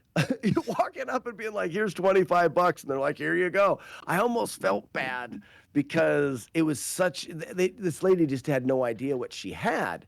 But I got them back. And this is why it's a fun story. I got them back, and it was the classic series for Z2. So this one had the gray cart, and it was the original gold cart for Zelda. But I think the original Legend of Zelda was missing the manual, Mm. and the Zelda 2 Classic was missing the little styrofoam block that was inside. Like they are missing a little bit to be a true, CIB complete in Mhm. box. But I also don't collect complete in box games. I have my cart collection, and that's really all I have. I don't even collect So games. I have Everdrives. yeah, yeah. Well, I have for me, there's a little bit of the nerd. I used to collect bottle caps as a kid. Mm. Like soda bottles, like the Yeah. white. So I used to collect those. And I build things out of them. I'm a total nerd, total nerd. Aren't we But I all? always liked physically collecting things. I liked watching collections grow of things. So when I got back into playing old games, filling up a Nintendo game collection just kind of made sense. But these, I didn't have any complete in boxes, and those are the only two I'd ever saw. So I thought, well, I'll help grow my stream a little bit, and I'll do a giveaway. So I was Hmm. going to do a giveaway for these two games, and I believe it was Chris H Games on my channel that ended up winning them. And I don't remember how I gave them away anymore. It doesn't matter. But I sent them out to him, and I can't remember. It was like 2 or 3 years later. I get a message from Chris saying, can I have your address? I got something I want to send you. And he had found different ones or something, but he sent these back in plastic cases. The boxes look a little bit better shaped, like he refurbished them a little bit or cleaned them up a little bit, but he replaced the foam from the one that was missing the foam, and then he put the manual on the other to make them complete in boxes, and he just sent them back.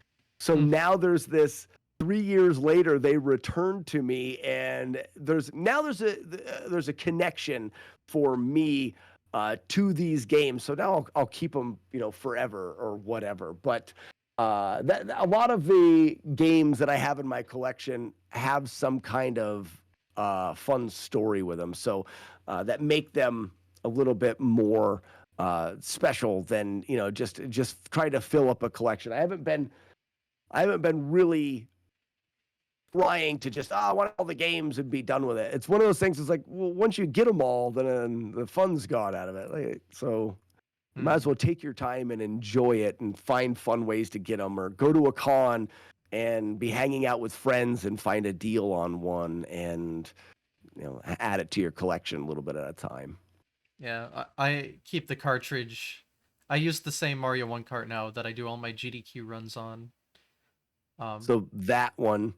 Uh, Wait a minute. Didn't were you getting it signed, or was someone was doing something and they were signing it every year, or oh. there was somebody else had a book that they were having people sign things in. Oh, okay. Uh, I can't remember. I remember someone was signing things like, yeah, every year I have people sign this, and I thought, well, just making it jumping to a conclusion that like if someone could have a cart that they play on, and you could just have people sign it every year and People get more and definitely more do that. signatures on it. Yeah. They do. Oh yeah. I've signed plenty of carts and then people use them. So.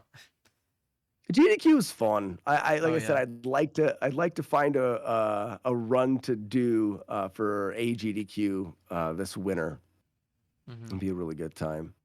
It's easier for me to get there than it is. SGDQ is quite a trip for me. Hmm. Yeah. You've only done commentary. You said, right? Yeah, I did. 3 or 4 years ago, they reached out to me for would have been 4 years ago, because it was 2020 was the 10th anniversary of AGDQ, Oh and they yeah, did yeah. and it was during COVID, so they did an online event that was celebrating the 10th anniversary. At the time, I had the second place in Faxanadu and world record in Kung Fu, and those were two games that were at the original AGDQ. There was Hmm. a Faxanadu run and a Kung Fu race. So they reached out and wanted to know if I would do those. So I ran Faxanadu, and I raced the second place player Ouija Wee in Kung Fu at that. And to be honest, I was so nervous, and I just didn't like it. And I swore to myself that I would never do another one. And here I am 4 years later going, I need to submit something. Going to the physical event is different. I need to submit something and get over that stage fright. Just even if it's just for the one time, just to prove that I could do it, just for myself. Well, there's plenty of opportunities, so that's what's good about it. But Hmm. yeah, so how many events have you been to just to be there? I went.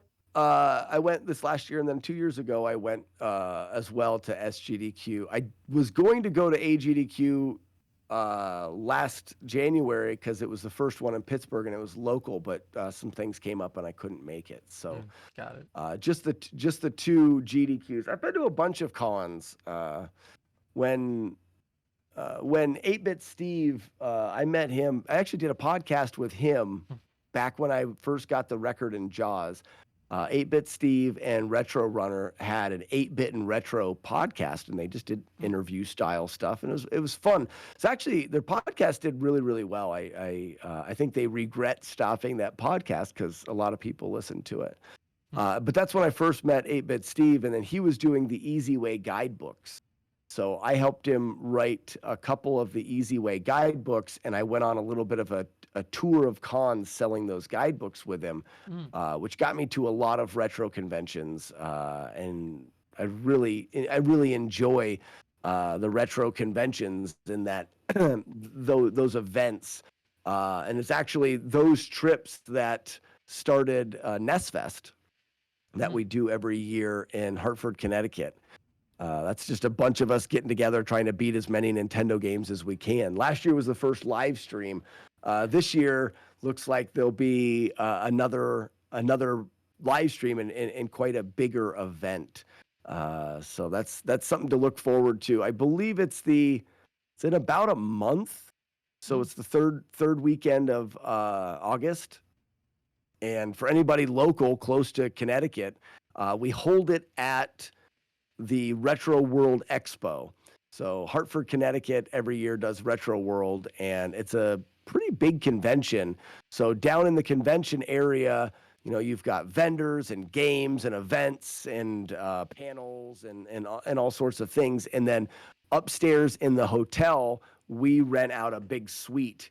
And we set up the couch and we set up the screen for the live stream.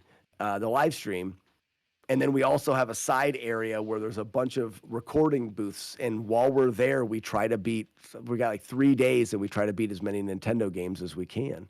We call it NESFest. So it's a really fun event that we're hoping to grow. It has a similar feel to maybe old GDQ, where it was just kind of people hanging out on a couch. But we take away, it's not a speedrunning thing.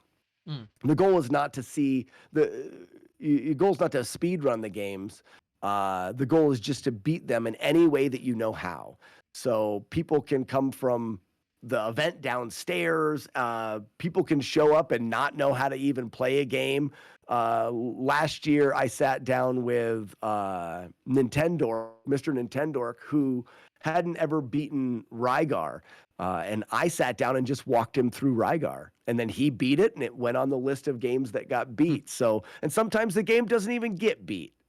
People will play and fail, and then someone else will step up. And it's more of a group hangout. And yeah, there's a goal at the end, but really we're just there to meet up with each other, to have fun, drink some beers, eat some good food, and, enjoy the con as well. Yeah. Sounds like a good time. I've never been to a con. I've only ever been to like speedrunning events, so I don't know what retro cons. I don't know how I would say I don't know how accessible Hartford, Connecticut is. Not to me, but yeah, because you'd have to fly in, but the con itself is really fun. I mean, a con is essentially a vendor hall with a bunch of people selling games or selling memorabilia or T-shirts or posters or whatever, and there's hundreds of booths that people are selling stuff. But then there's author booths where people are selling maybe books that they wrote on, gaming. There's panels. There'll be special guests. Maybe it's a developer or an artist or characters from movies or games. And a lot of times there's like a competition for cosplay. So people are, walking around dressed as the characters. They're just really fun times for you to kind of geek out over that and nostalgia about the old games. Oftentimes there are, competitions as well. There'll be a Tetris competition there or something. So it's got some of that people playing the games and people watching people play like GDQ. There's normally a big area like the arcade that was at GDQ. There's normally an arcade setup or monitors and CRTs set up to play games as well. So it's very similar. There's just not an over like with GDQ. There's always like the screen and what's happening on stage. It just doesn't have that focal point. It's more just you go in there and you walk around, and it's more of a fair. It's more like a county fair. You just walk around and see all the stuff and make your loops around, and you can see and buy things and experience things, and that's kind of one way of thinking about it. Yeah, that's cool. I'm actually going to PAX West. That's gonna be like Okay. my first non-speedrun thing, and I'm only going because I got into GDQ's little thing they do there. So of Oh, course, nice. so it all works out. So I guess that'll be my first taste of like a true con, I guess. And that's going to be a big con. Yes, So so I've heard. your first taste is going to be of the potential in them, and then the rest of them are sized down, or it's like they can be that big, and then they can be any variation of like there's a little con in Cleveland, Ohio, Cleveland. Or Torg is what it's called. It's Cleveland Gaming Classic, and then there's Torg, and they're getting a little bit bigger, but some of them are just like in big auditoriums. They can be smaller all the way up to convention centers. Hartford RWX Retro World Expo it's a big con. It's not as big as PAX, but it's pretty good size. One of the bigger ones on the East Coast. Where there's the whole convention center, and then the hotels above it, and they just rent everything out. Very similar to GDQ. Mhm. Got it. Yeah, Jader says Nestfest is games done eventually. GDE. That's our joke. And some of it is also for that reason, to take the pressure off of the people playing the game.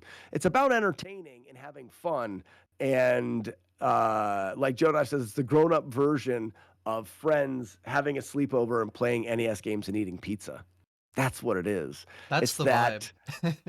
it's what it is. And we'll order pizza one night, and you'll just sit there, and there'll be people behind you just drinking a beer, eating pizza while you play the game. And your hotel, because we're in a suite and we rent the hotel rooms right around it. So you get tired and it's time for bed. You walk down the hall and go to your hotel room, and you get up, and there's still people playing in the morning. So, and we do silly things. Last year we did, Matt D, myself, and Ugly Owl did the good, the bad, the ugly owl, where we played through Zelda 2. Only chat, for every dollar donation, we had to pass the controller. So anytime it would get to me, chat would put $1 up, and it would end up passing to somebody else. They were trying to keep the controller out of my hands, but I see. it's all for fun. And any of the money that's raised through the stream just goes towards putting the event on. Hotels, between the hotel room and the food and the event itself, it's pretty expensive to put on. We just want to be able to do it.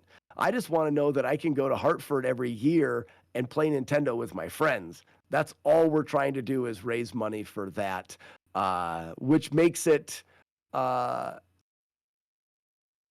would say, less stressful. We're not trying to emphasize the raising money. It's more, the purpose of it is a physical event. We're more towards trying to get more people to go. Get more people to go so that we can have more fun, have more of those experiences. Yeah. And that's a cool focus. Like I don't think I've seen Nestfest, so I'll have to check it out myself next time it happens. There's If you live a streaming Twitch it. channel. Yeah. I would say there's a Twitch channel. You probably could go back and watch last year's VOD. I believe it's still up. If not, there's some on there for Nestfest. It's yeah. You can't. Your familiarities with GDQ. It shares a lot of that But like I said, the focal point is more towards like where it started. There's a couch of people hanging out. Just it's the pizza party Nintendo. No pressure on it. We don't have a schedule. In the back where they're beating games, there's kind of a little bit of a schedule. But as far as the live stream goes, someone could be in the middle of a run and say, "Nah, I don't want to play this anymore." And who wants to play? What do you want to play next? And then someone will get off the couch and be like, "Here, let me play this." You know, it's a much more relaxed atmosphere where you're not required to do anything except for have fun. Yeah, sounds good. Sounds like a vibe that I would enjoy, but oh well, too far away. Anyway, Well, maybe some year, yeah, we'll see how I've got things a go. I've got a link here I can drop in the chat for NestFest for the website. So that's for anybody that wants to take a look at it, and then GTA, so you can look at that and just you get an idea. I think there is a spot on there at the bottom of the website that's like throwback, and it's just pictures of the event. So even that, you get to kind of see the pictures of the event, and you can see exactly what it is. And All it's right. so tiny. You know, you coming from going to the GDQs where there's thousands of people, this is like 30 people.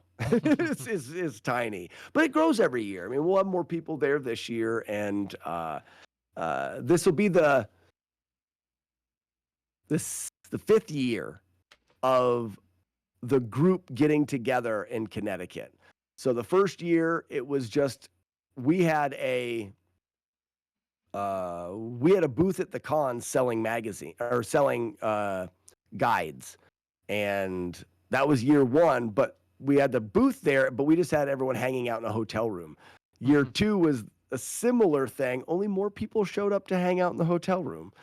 And then year three, it progressed. And last year was the first year to have an actual live streamed event with a bigger, hotel room. It's not a suite. It's a big room.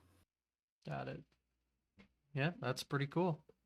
I'd say I'll definitely look at it myself. So Yeah, I'll check out the link after this and see what's up. sure. I guess. But yeah, I guess that kind of covers all of the in-person stuff.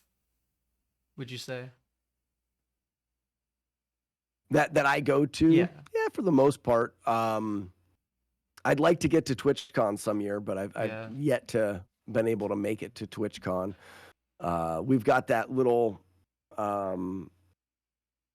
me and a couple guys, Joe Dosh is in chat, and Matt D put together a software for Twitch streamers called Multibot that just has some fun things that streamers can use that are a little bit more self-working than Streamlabs. So our goal with Multibot was to be people that are new to streaming that want really easy to set up bots and tools. That's what Multibot was for. It's just you can choose the ones that you want, choose the ones that you don't want, but very easy to set up. A good example is we have one called Live Studio Audience.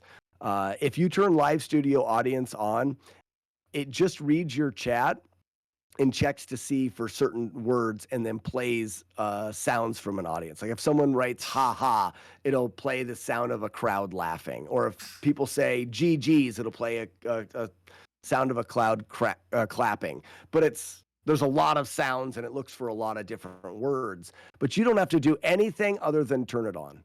You know, you download Multibot and you put your chat in just one button. You click one button and you have an audience in your chat.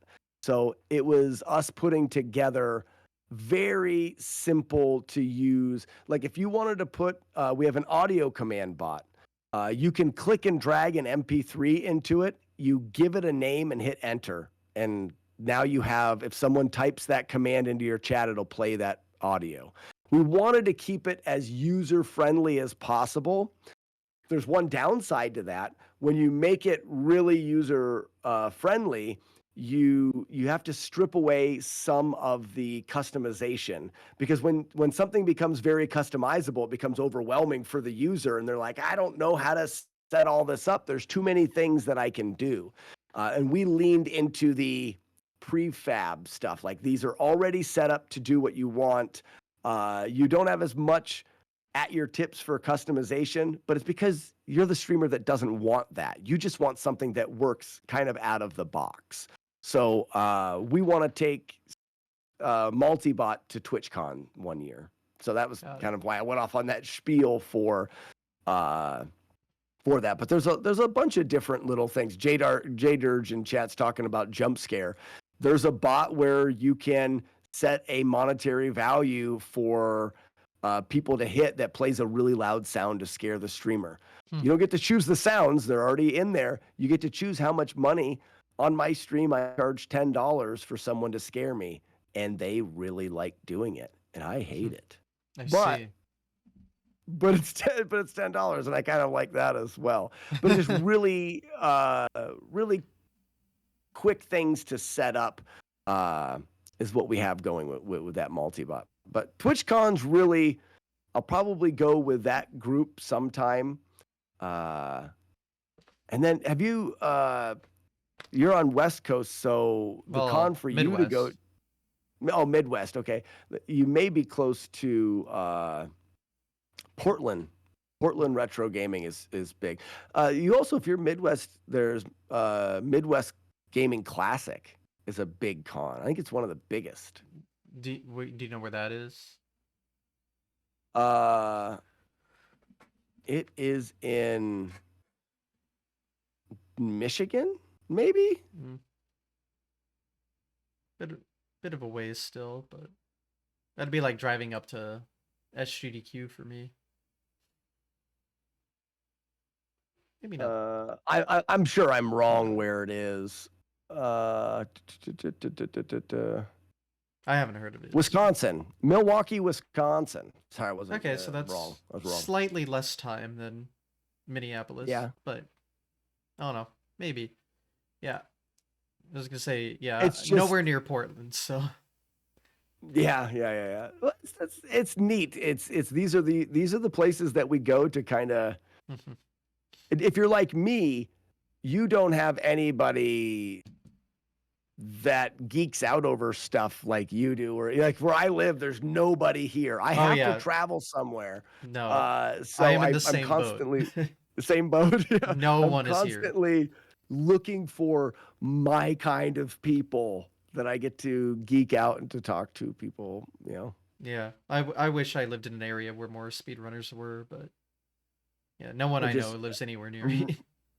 Just retro enthusiast at all would be nice. Or yeah, like I don't think my city has any sort of retro thing. Could be wrong, but I didn't see anything when I tried looking, so rip. But yeah, I'd like to go to a TwitchCon too, but I won't unless I get into their GDQ thing, because they charge way too much for their tickets for that.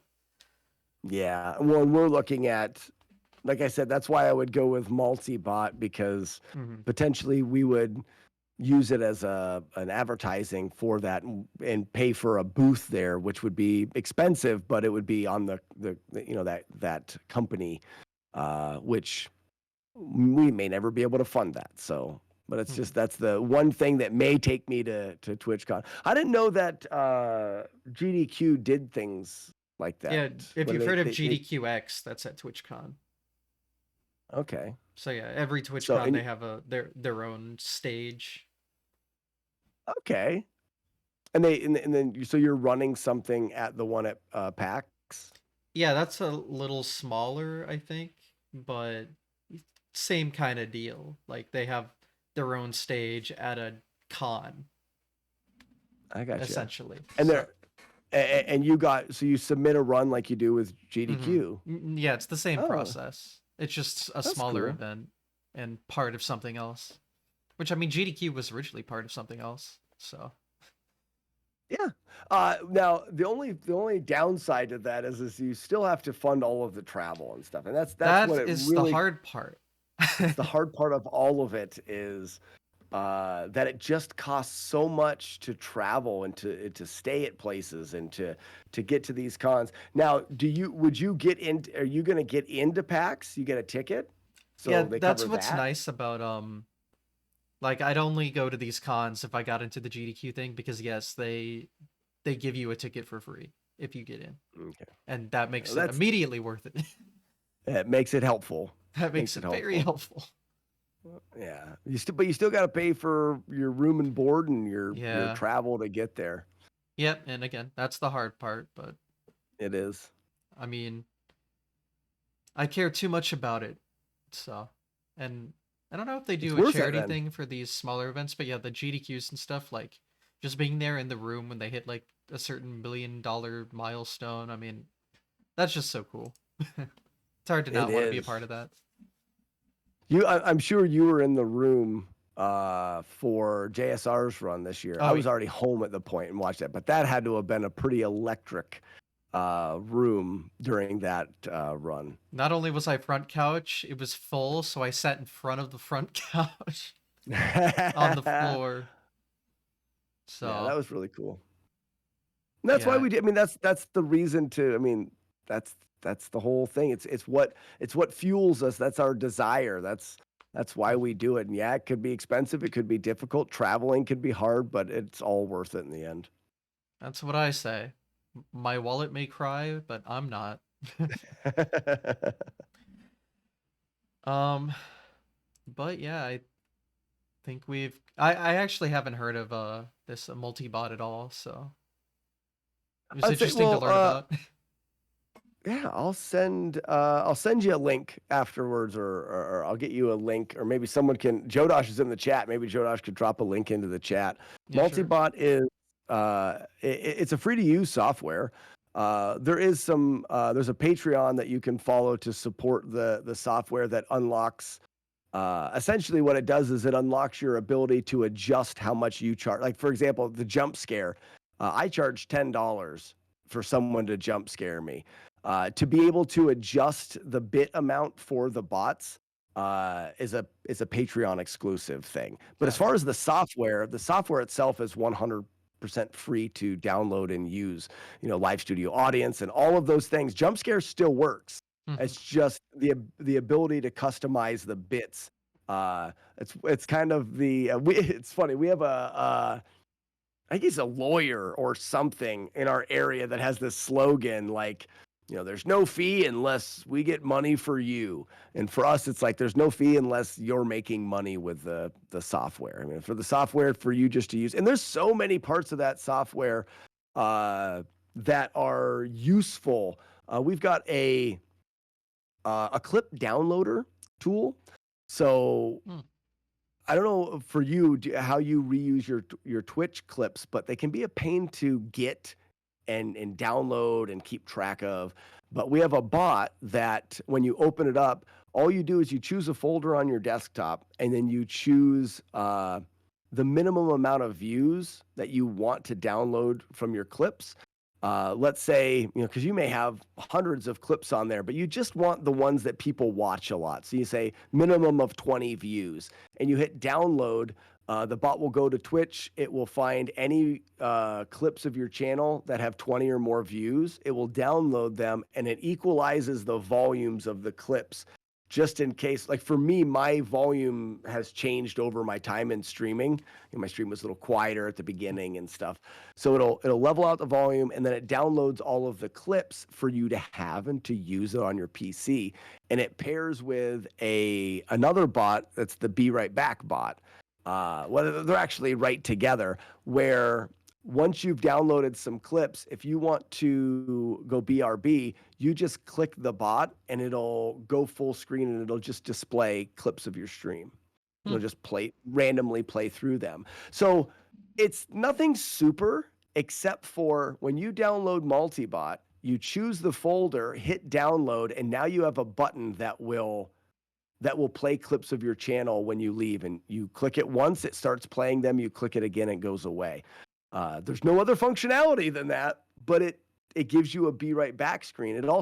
It displays the name of the user that clipped that clip of your channel. Hmm.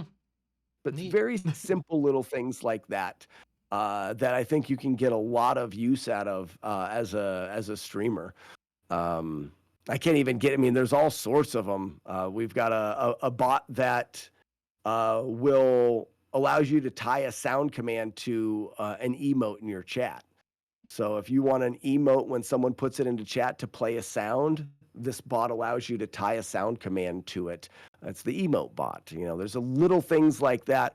Not a whole lot of customization. You choose the emote. It doesn't have to be of your channel. It can be any emote across Twitch. You choose the emote and the sound file, and you can adjust the volume of the sound file.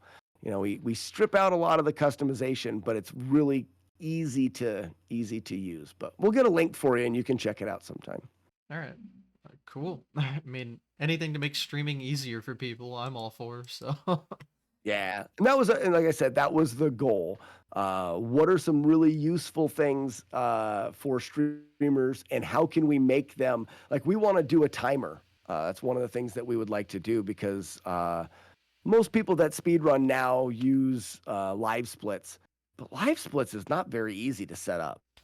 no. Sometimes live splits can be pretty complicated and pretty hard to set up. And I think a lot of it is because there's so many functions. There's so much shit that you can do with live splits. And the way that they've organized things makes you go, you know, they overcomplicate it a little bit. So one of our goals is to try to put together just a very simple timer, something that allows you to put splits in.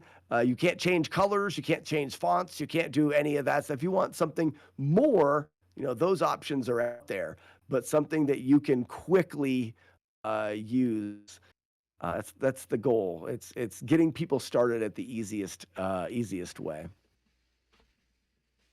Yeah, I'll Turned into a multi-bot pitch. Oh, I'm such a salesman. Hey, I mean, you have the mic, so why not use it, Mhm. right? I'm not stopping you. Hey, I'm learning about cool new things, so I'm here for it.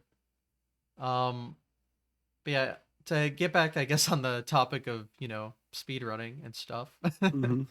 Um, is there anything you've done in your speedrunning career, I guess, that we didn't go over in detail that you might like to, like specific games or anything? Oof, I don't. At this point, it's Loaded hard to kind question, I of remember guess. what we've all went over. Um, I mean, I can tell yeah, you if we, tou- you know, I don't know. yeah. I I know, don't know. I loaded mean, question. right now, I could just say that I'm having fun working back again on any percent Zelda 2, kind of where I Mhm. started, but on the any percent side. The game's extremely broken, and I'm I'm doing the next step. I think the next step in evolution for me is to understand searching RAM values and understand how to uh, dive into the game better.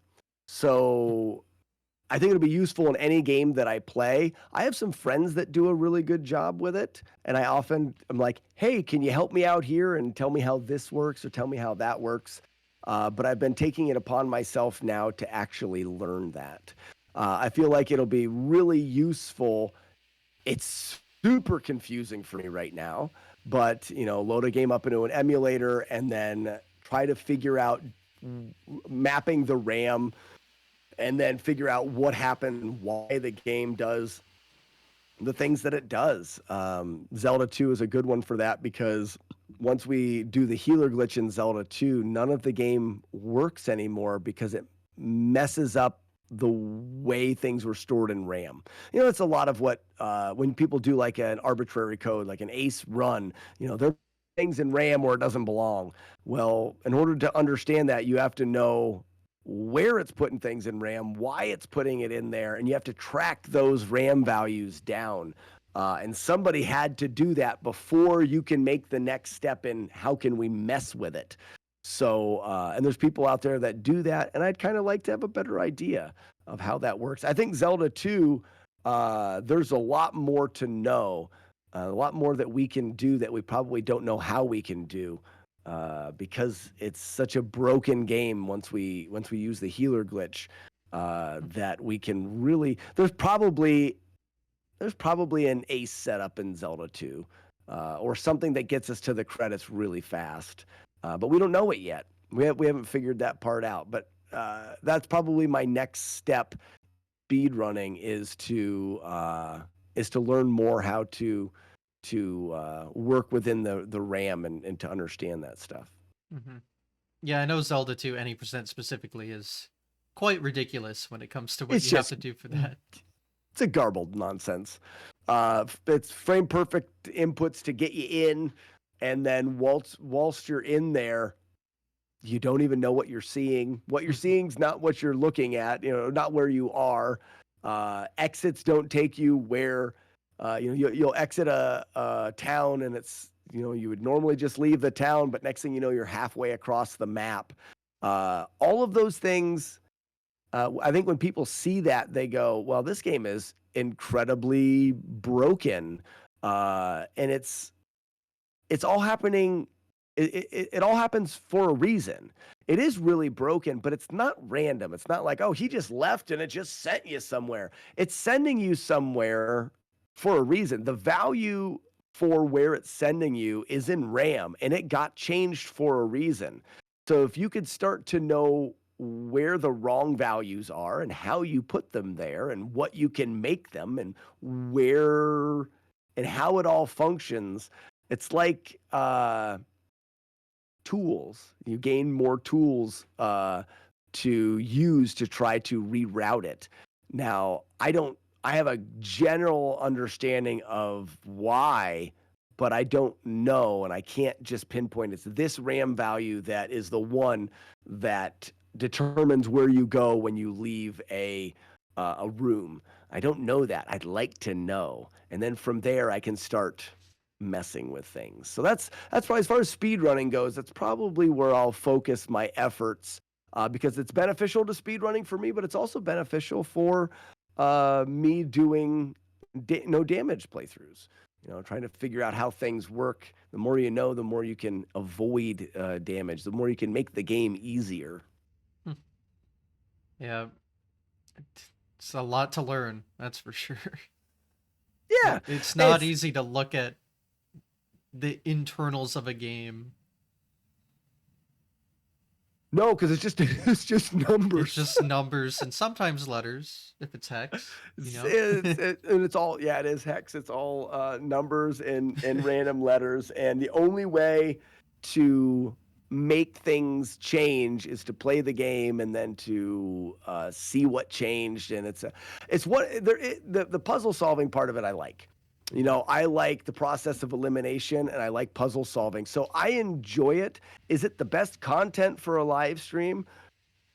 No, but there's that one side of me that says, but you're liking what you're doing, and the other side says, but you're boring everybody to death. Play a different game. So I balance it out, but that's where my mind is going for speedrunning right now, is to learn a little bit more so that I can do better in what I really enjoy, which is finding new things out. We talk about limitations on games. Is there something else we can do in SMB1? Right now, no, until somebody finds something new, and we need more people that know how to find new things. Yeah. That's the key, I think.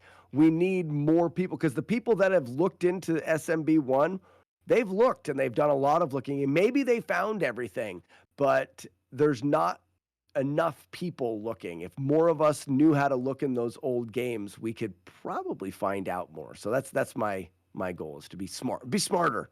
Hmm. Yeah, I mean, Mario 1 now has arbitrary code execution. It just, you need to swap games, so it's weird. You need to swap games? It's I don't know the technical Okay. stuff. Like, this is not my area of expertise. But Right. yeah, arbitrary code execution exists in Mario 1, but you have to have something loaded from another game or something and then swap the carts while it's still powered on, and I don't know. It's weird. It's interesting. There's So tasks about it.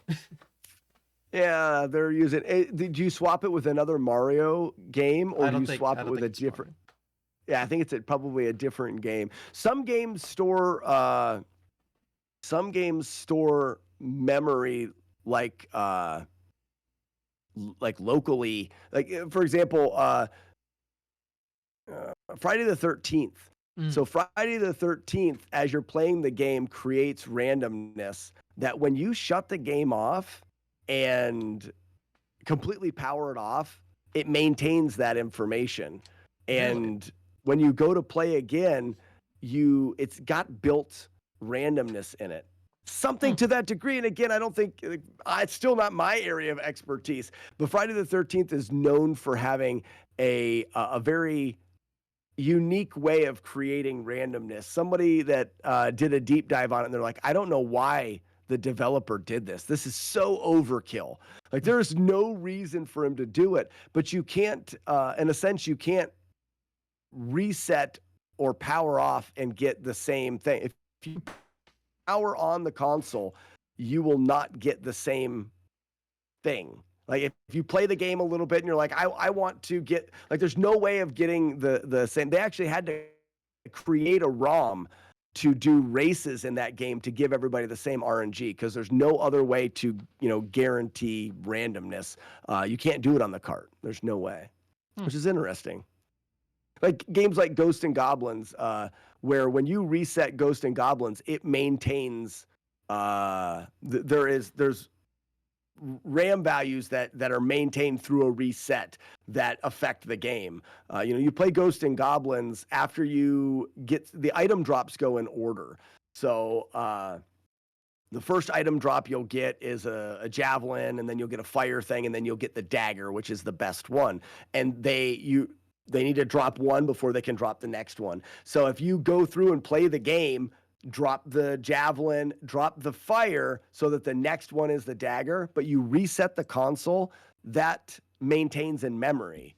So that Hmm. when you go to play from the beginning of the game, the first item drop will be the dagger. So you can manipulate the memory from there. So the speed run, it's required to hard power off. So that's the only way to guarantee hard power off is the only way to guarantee that everyone's playing with this on the same playing field. We want everything to be a fair competition. Well, Friday the 13th, that doesn't even work. Hmm. It develops RNG that actually I don't know if it's maintained in the car. I can't remember exactly what it is. So it's interesting to hear that people are playing a game, messing with values, Hmm. and then swapping to Mario, and Mario is grabbing those values. That's interesting to me. It's fun. Yeah, again, like I don't know the specifics. I'm sure it's written Right. up somewhere there, but yeah, it involves cart swapping without powering off the console, which is usually a big no-no, but yes Right. for arbitrary code, I guess. And there's all sorts of goofy things that we've seen happen. I'm sure, like, there was a speed run a year or so ago where they found out they could do something by like putting their console on a hot plate, like Yeah. heating up the console, I think and that's a uh, Dragon Warrior thing yeah, or people are going to something. continue to push the boundaries of what we can do with games, and we're beginning to be limited. Like I said, that's the reason why I want to learn it because we need more people that are figuring out how the games work, so we can see what's possible in them. That doesn't require putting your console on a hot plate. Yeah, it's interesting finding optimal speedrun stuff through hardware instead of the software. That's interesting. Right. Yeah. Oh, were we talking earlier about Ninja Gaiden and the glitch in Ninja Gaiden? That's a hardware thing. Yeah, So, you did say that. there's those things that have happened, and it's due to a faulty connection in the ROM or in the card itself that is causing an issue. There's probably a lot of things that we can do with that. I'm gonna stick to the software side myself, I think.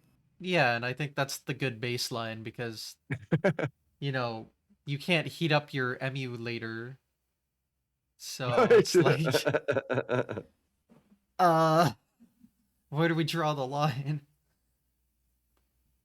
I think it's fun for people to experiment. Hmm. In competitions, obviously, I would say that you can't have that. You can't have hardware malfunctions as something that you do in the competition. Yeah. Speedrunning's interesting. Old hardware's interesting. Hmm. That's what's fun about it, though.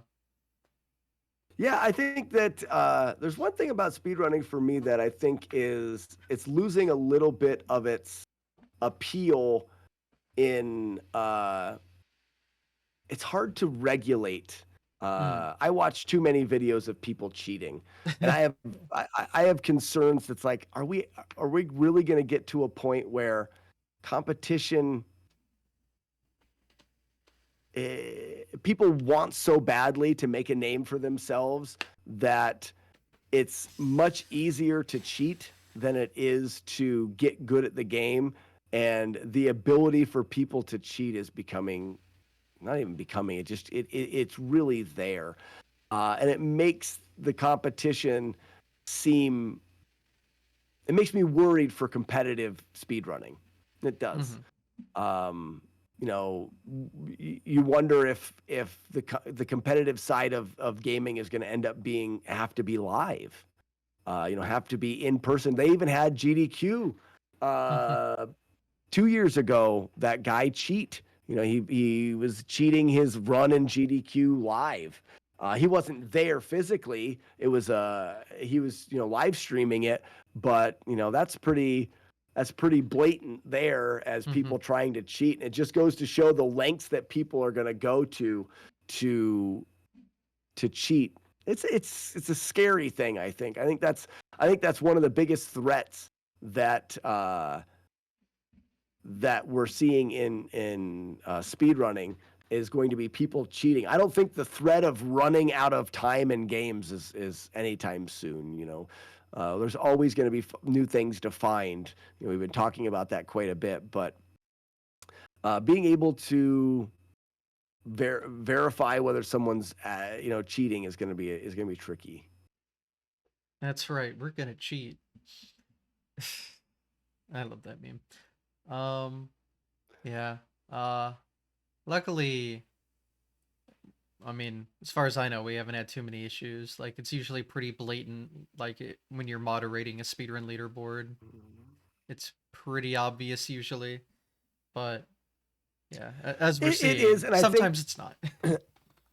and I think that what we're seeing is we're seeing it a lot more in more popular games, more modern Sure. games. Yeah. The desire for people to cheat in retro games is quite a bit lower because the payout, the benefit of being a record holder in a retro game really isn't that, Who it's gives a not shit? that Yeah. exactly right. So we're seeing it more in modern games, but I think that we're going to see it more in retro games as time moves on, as well as more people, and maybe not, Maybe not. but Hey, that it just gives YouTubers more content. So.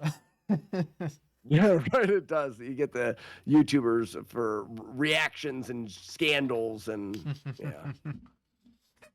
Oh man. Well, at least what's funny is when it's not a scandal.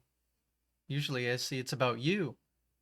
I know you've had because you've also had a Zelda 2 thing about you. I think.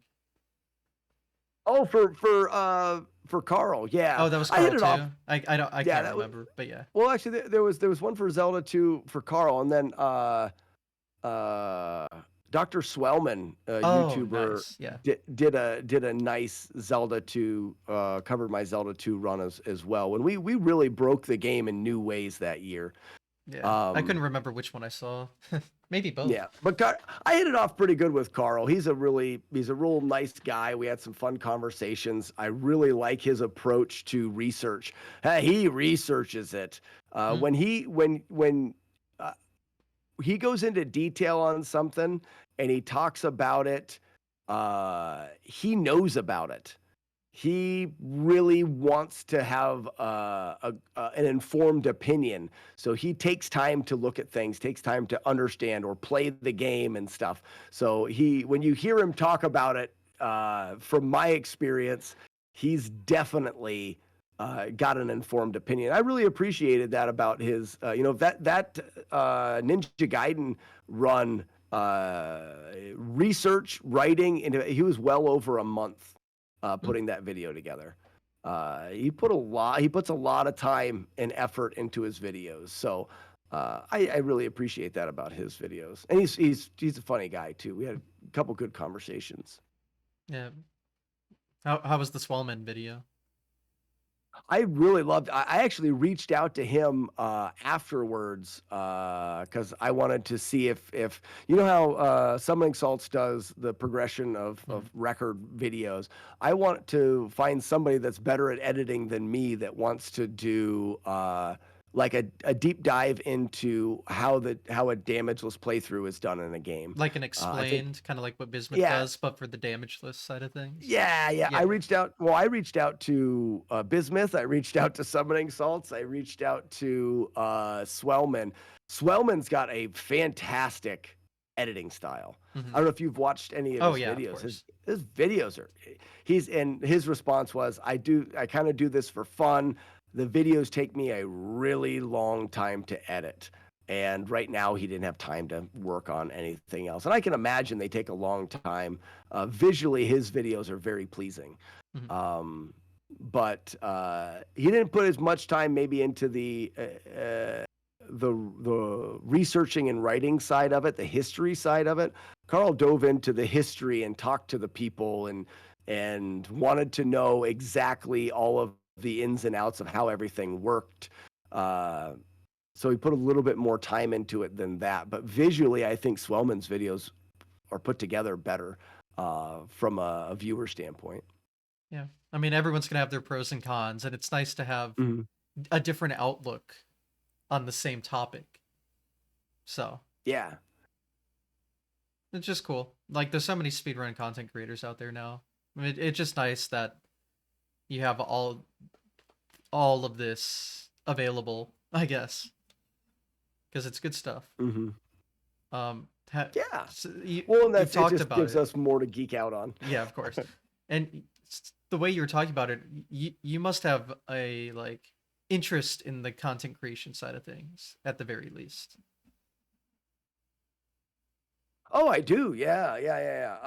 I like well, I like explaining things to people. It's one of the things that I do on the stream a lot. I mean, I like going into deep dives and things and explaining things. And I've always had a desire to make videos on YouTube, but I'm not very good at it maybe, and it takes me a really long time. And one of the things with live streaming is so natural. I can live stream 5 or 6 hours and it's great, and I'm done, and I can go in and hang out with the kids, and I can move on with life. When you film something to edit it, you don't know how long you're going to edit it for. And I really think as a live streamer, I've found something I'm very passionate about, something that I'm quite good at. And with and with YouTube, I don't know if you can really do both very successfully. I feel like YouTubers are more likely to produce videos and live stream as a fun hobby. People that live stream full time are more likely to live stream and then produce videos occasionally, or people that live stream and are very successful pay somebody else to do their video edits for them. But Yeah. I've got an interest in it. I just haven't quite found the right way. I do some editing of things, but the interest is there. Okay. I like it.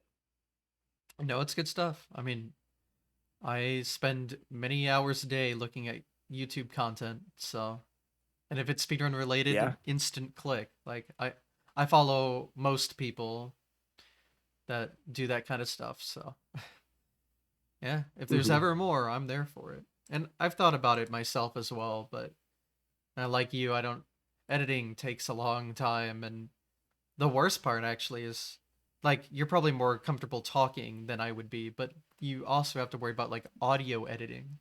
It's like, oh boy. Well, audio editing and writing. Writing too, yeah. Carl's his script writing is great.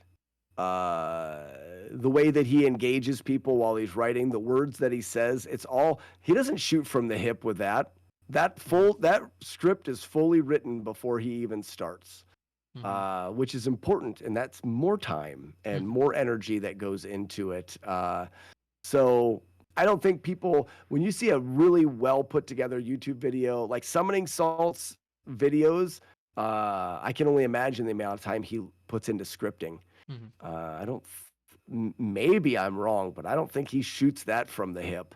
He's not just like, I'm gonna just start talking about it and then edit it up. No, he's No. got it written down what he wants to say, and maybe takes a couple cracks at it, and then records it and then edits it up and then splices things together over top of the video. Yeah. You don't get Takes a that lot of level of time. storytelling without putting some effort into it, so. And Yep, absolutely. luckily, I feel like most content creators that are, speedrun content creators specifically, have their own skills that make it worth it to watch what they're putting out. Like Hmm. they're all at least good at everything, but each person has like a specialty that makes it very nice. Oh, So absolutely. I mean, you look at Bismuth, his specialty is going into extreme detail. If and you're watching incredible editing on that too as well. in just the amount of information you learn so much uh, when watching his videos. And then you've got there's some other guys that dive into the way games are made or the way games work. Displaced Gamer does some stuff like that. There's a handful of them that, like you said, they have their own specialties almost. Hmm. Yep. So we're never gonna run out of YouTube content, which is good, but also the Hmm. door's always open for more. So no, if you or me or anyone else wants to dip the toe in, it's always there. Hmm. That's what's nice about it. Um, well, I think we may have covered everything. Maybe. Is there anything? We Yeah. I can't remember the beginning, Um, so I don't well, know. It sounds like we've covered a lot. yeah, I mean, does it sound like I missed anything important on your Twitch journey, I guess? No, I mean, like I said, I can't quite remember all of the things that we covered, but I think that we did a pretty good job of covering where I started and what we've went through and what the current plans are. It's been Hmm. a lot of fun. Yeah, so Zelda 2 is going to be your like current speedrun project for the near future, and then like what's your near future on the whole like damageless stuff again? Back to Battletoads because I want to finish that up for the AVGN video if that ever gets made. So probably when I get back from Nest Fest, I'll do Z2 up to Nest Fest. When I get back, I'll hit Battletoads again. Uh, Double Dragon 3 is in there as well to finish off the Double Dragon 3 trilogy. And then if that takes me to the end of the year, next year I'll be back to Zelda 1. Mm. Is it speedrunning? Mm-hmm. No, damageless. Oh, I've got you two haven't one done it. hitters and no, because I want to get Oh. Zelda 1 done. Because if I can get Zelda Oh. 1 done, I've got Z2 done and I've got Link to the Past done. I can move on with that trilogy, whether it be either Link's Awakening on the Game Boy or more than likely Ocarina of Time. Got it. I thought you did Zelda 1. I've did it for a year. I'm still not there yet. Yeah, I've Uh, got two one-hit playthroughs of that game, one and it hit. taunts me every day. Yeah. Yeah, two. Actually, essentially, I've got three of them. Uh, one of them got one hit. I'm trying to remember how it went. I always said it still counts as one hit, and I can't remember why it was. it was one hit and maybe I hit a bubble or something, which doesn't damage you. But I still count bubble hits. Like it won't be good Right. if I get through the game and I get hit with a bubble. No damage, but it's still a hit. But I can't remember. I always said I've got two one hits, which are straight up just only getting hit once, and then one of them that I kind of considered a one hit. But like I said, I can't remember why I said that. I don't even remember the run at this point. Mm.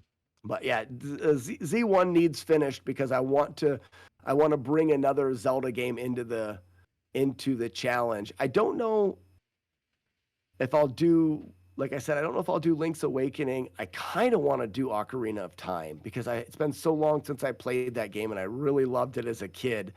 And I'm curious to what a no damage playthrough of that game would be. Because I tend to do a more traditional, so it wouldn't be glitching to the end. It would be no damage, essentially the full game. Got it. Got it.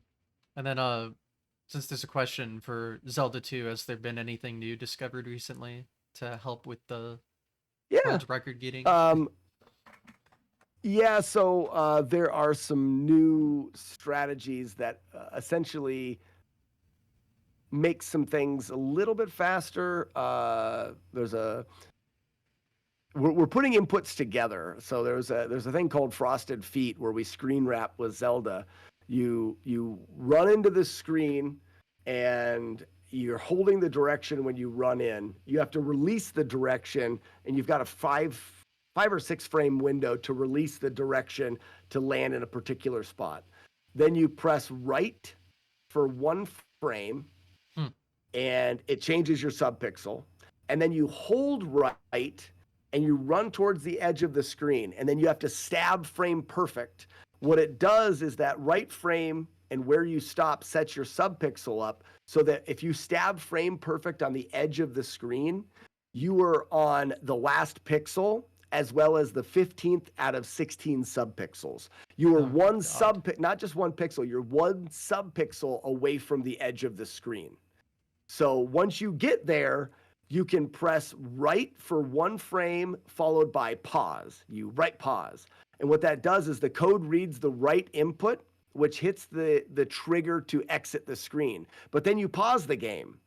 And it's on the next line of code that the game asks, which way are you moving? So we know which side of the screen to take you. So you hold left and then unpause the game. That line of code runs and it says, oh, you're going left, and it exits you the left side of the screen as opposed to the right. It screen wraps.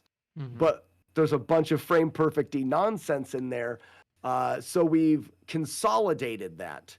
It's going to sound dumb to you with the SMB1. You're going to be like, oh yeah, something like Okay. that.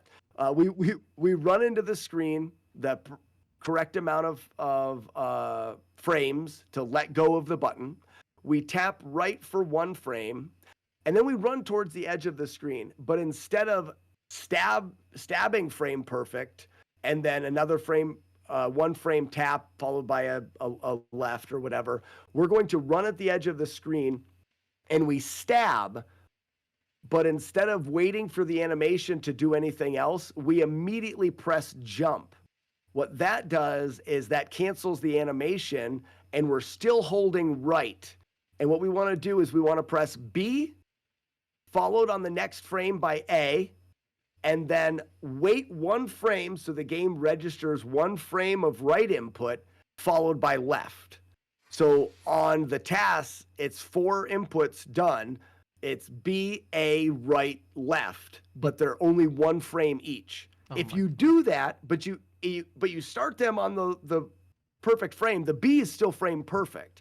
So frame perfect hit B, and then it needs to be B, A, right, left, all one framers, and you'll do it. That's the new thing, is to put all of the inputs together, because opposed to what we did before, we found a way of holding the controller where you press B, you're holding right, and you press B, A, left, and it feels like this. You just Wait, kind of roll your that's fingers. almost exactly how you do a fast excel in Mario 1. Almost. That's what people have been saying.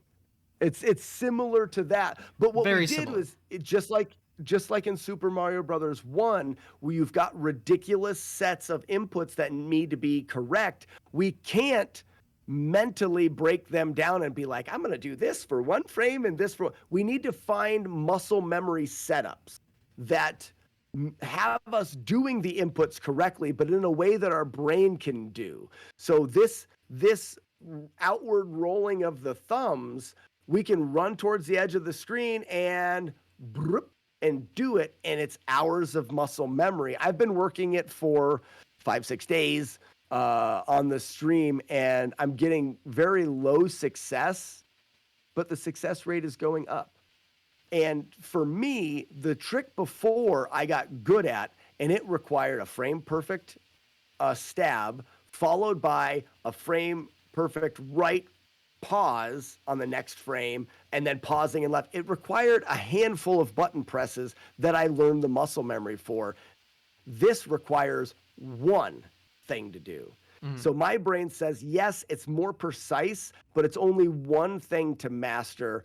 And because it's less inputs to master and only one motion, I believe that over time I could be more proficient at it and the success would go up. So nothing big in the development of Zelda 2 as far as like routing that's cutting off a bunch of time, but little optimizations in how we're doing things can lead to more consistency. It's kind of where we're at with the game now. Yeah. The Mario 1 Fast Excel is like, you can buffer the left press because you're usually coming out of a transition, but that first frame has to be a 1 frame left, the next frame nothing, the next frame you're holding right, and jump for exactly 1 frame, and then just be holding right. So it's left, next frame nothing, next frame right and jump, but only for 1 frame. Yeah, and you're like holding B during that, so you kind of like are holding B and you flick to A for 1 frame while your thumb transforms to right, but you have to have that frame of nothing in there. Yeah, stupid. Yeah, we're so dumb. speedrunning. Yeah, we are so dumb. But it's so good when you get it. Yeah. When you do this and you get it, because before it was he runs to the screen, he stabs, you get a movement and a pause, and you go through there. This, you run at the edge of the screen and you see him jump a little bit and you appear on the other side. It's just like, and when you do it, it's very satisfying. It's just hard. So it's fun because the original glitch was found using the fairy spell. Because fairy doesn't have acceleration, so subpixel control is very easy. You press the button and he moves at a certain amount of subpixels, and it's just easier to do. So the trick was called fairy feet because a runner stumbled upon it while they were trying to play Zelda 2 with their feet. They stumbled upon this exiting off the left and appearing on the right, and then through working, this is the story.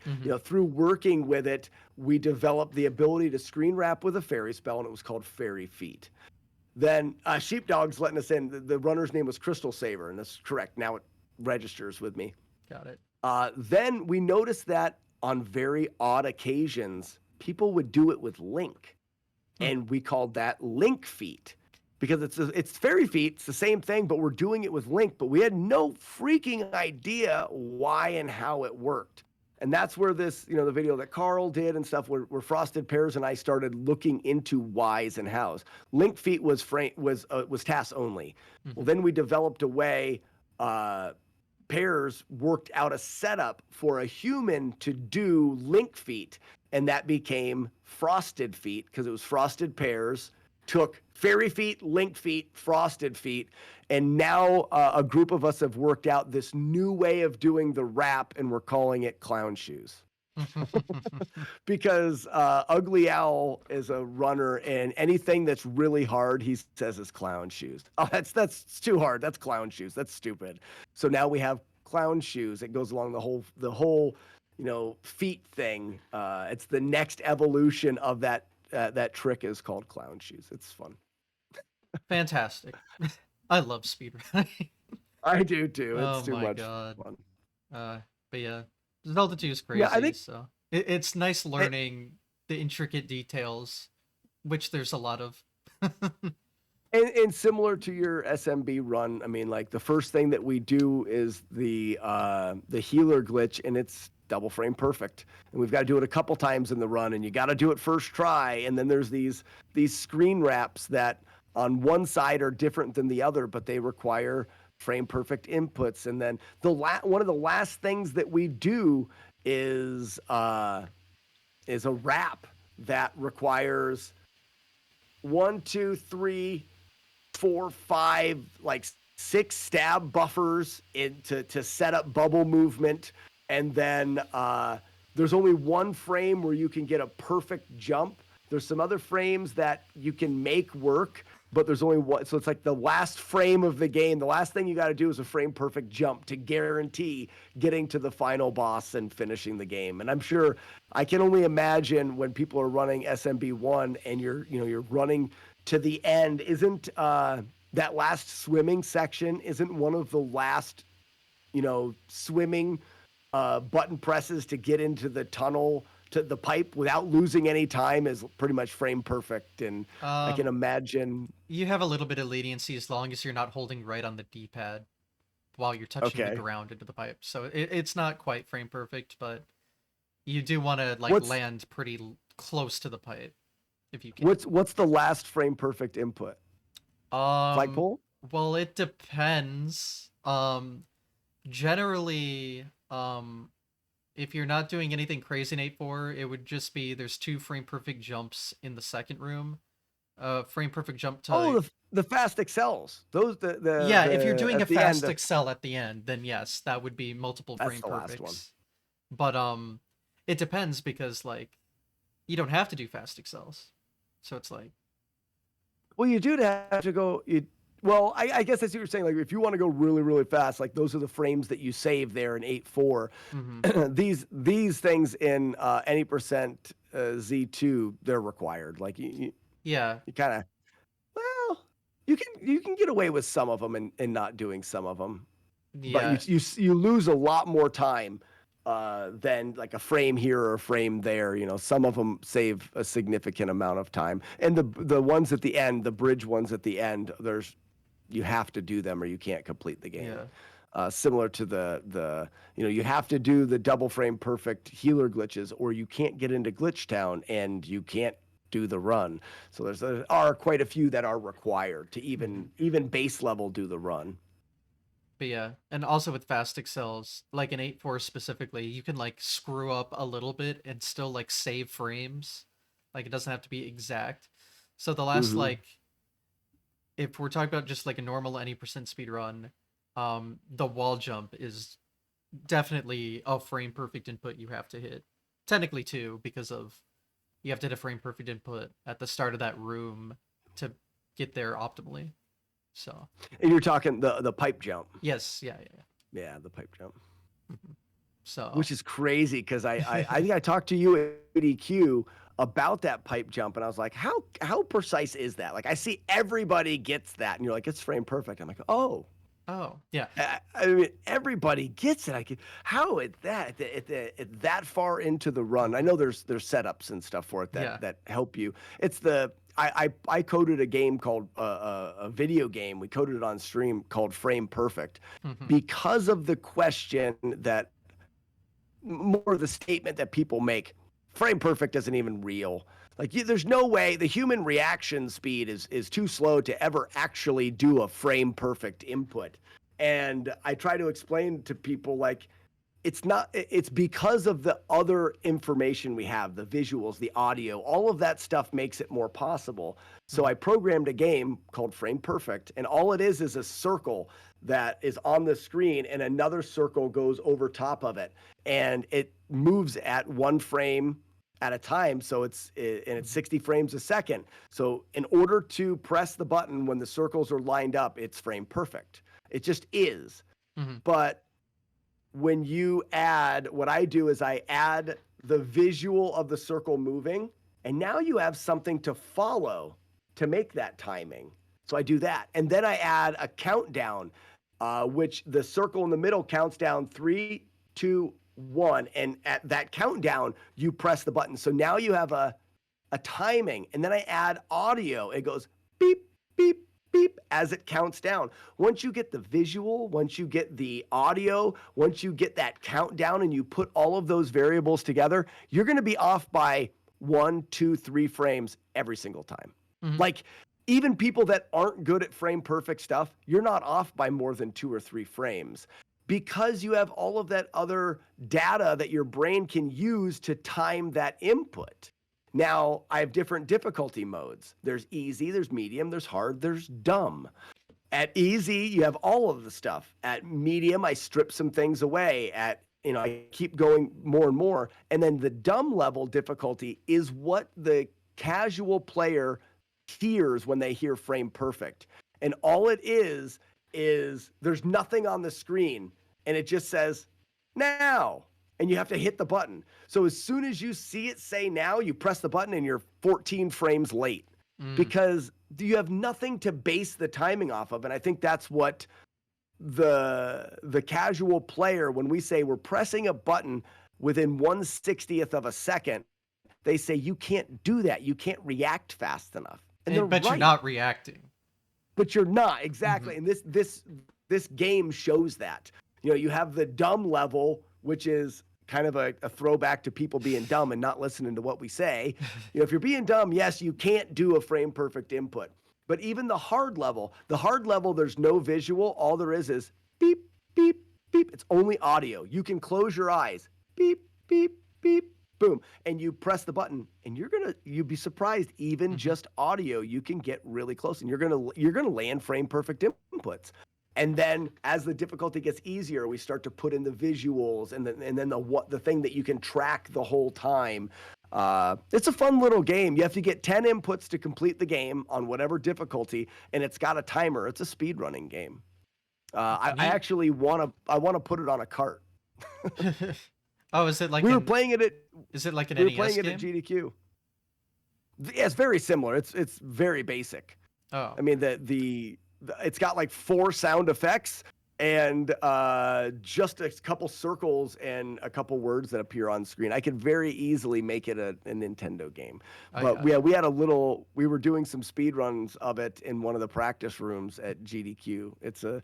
We built it on stream like 4 years ago. I'll send you a file so you can play it. It's just it's a small executable. It's tiny, but it's fun. You find yourself playing it, trying to get a better time. I suggest playing it on easy. That's the one that actually is more fun because you have all the visuals and there's a little bit of a game dynamic to it. So the ball that goes back and forth travels back and forth across the screen. Every time you successfully get a frame perfect input, it'll travel less distance. So the more you get in a row, the less time it takes to get back to the center. So the faster you can consecutively do the frame perfect inputs. The reason for that is I wanted the chance of people tying to be very minimal. So with that dynamic, the more you miss, the farther it'll go away before it comes back, and the longer between your possible inputs. So it adds a layer of timing to it that will keep anybody from ever getting a tie. I don't think anybody will ever get one. Technically, the tie would be someone that got all frame perfect inputs on the first try, and I don't believe, man, that would be crazy. I don't think we'll ever see anybody do that.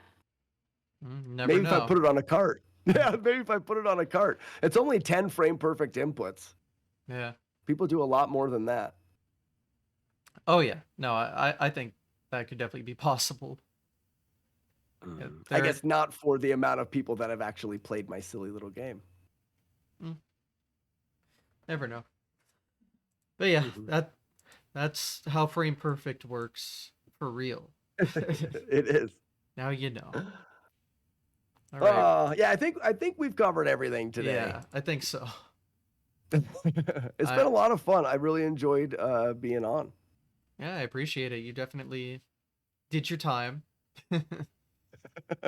I put in my time. Yes, for sure. So I appreciate it, of course. But yeah, we can wrap things up here. So if you want to self-promote however you'd like, feel free.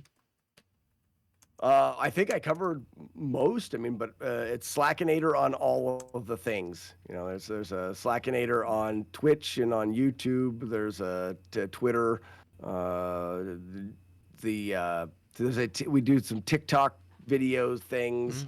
Mm. Check out. We dropped some links. Multibot for anybody that's new to streaming is a cool thing. If you want to know more information about NestFest coming up next month, that's nestfest.tv. But yeah, and I talked about most of it on the podcast. But those are my things. Those are my things to look at. Yep, and you can find those links on stream and in the description. We love to see it. Yeah. Yeah.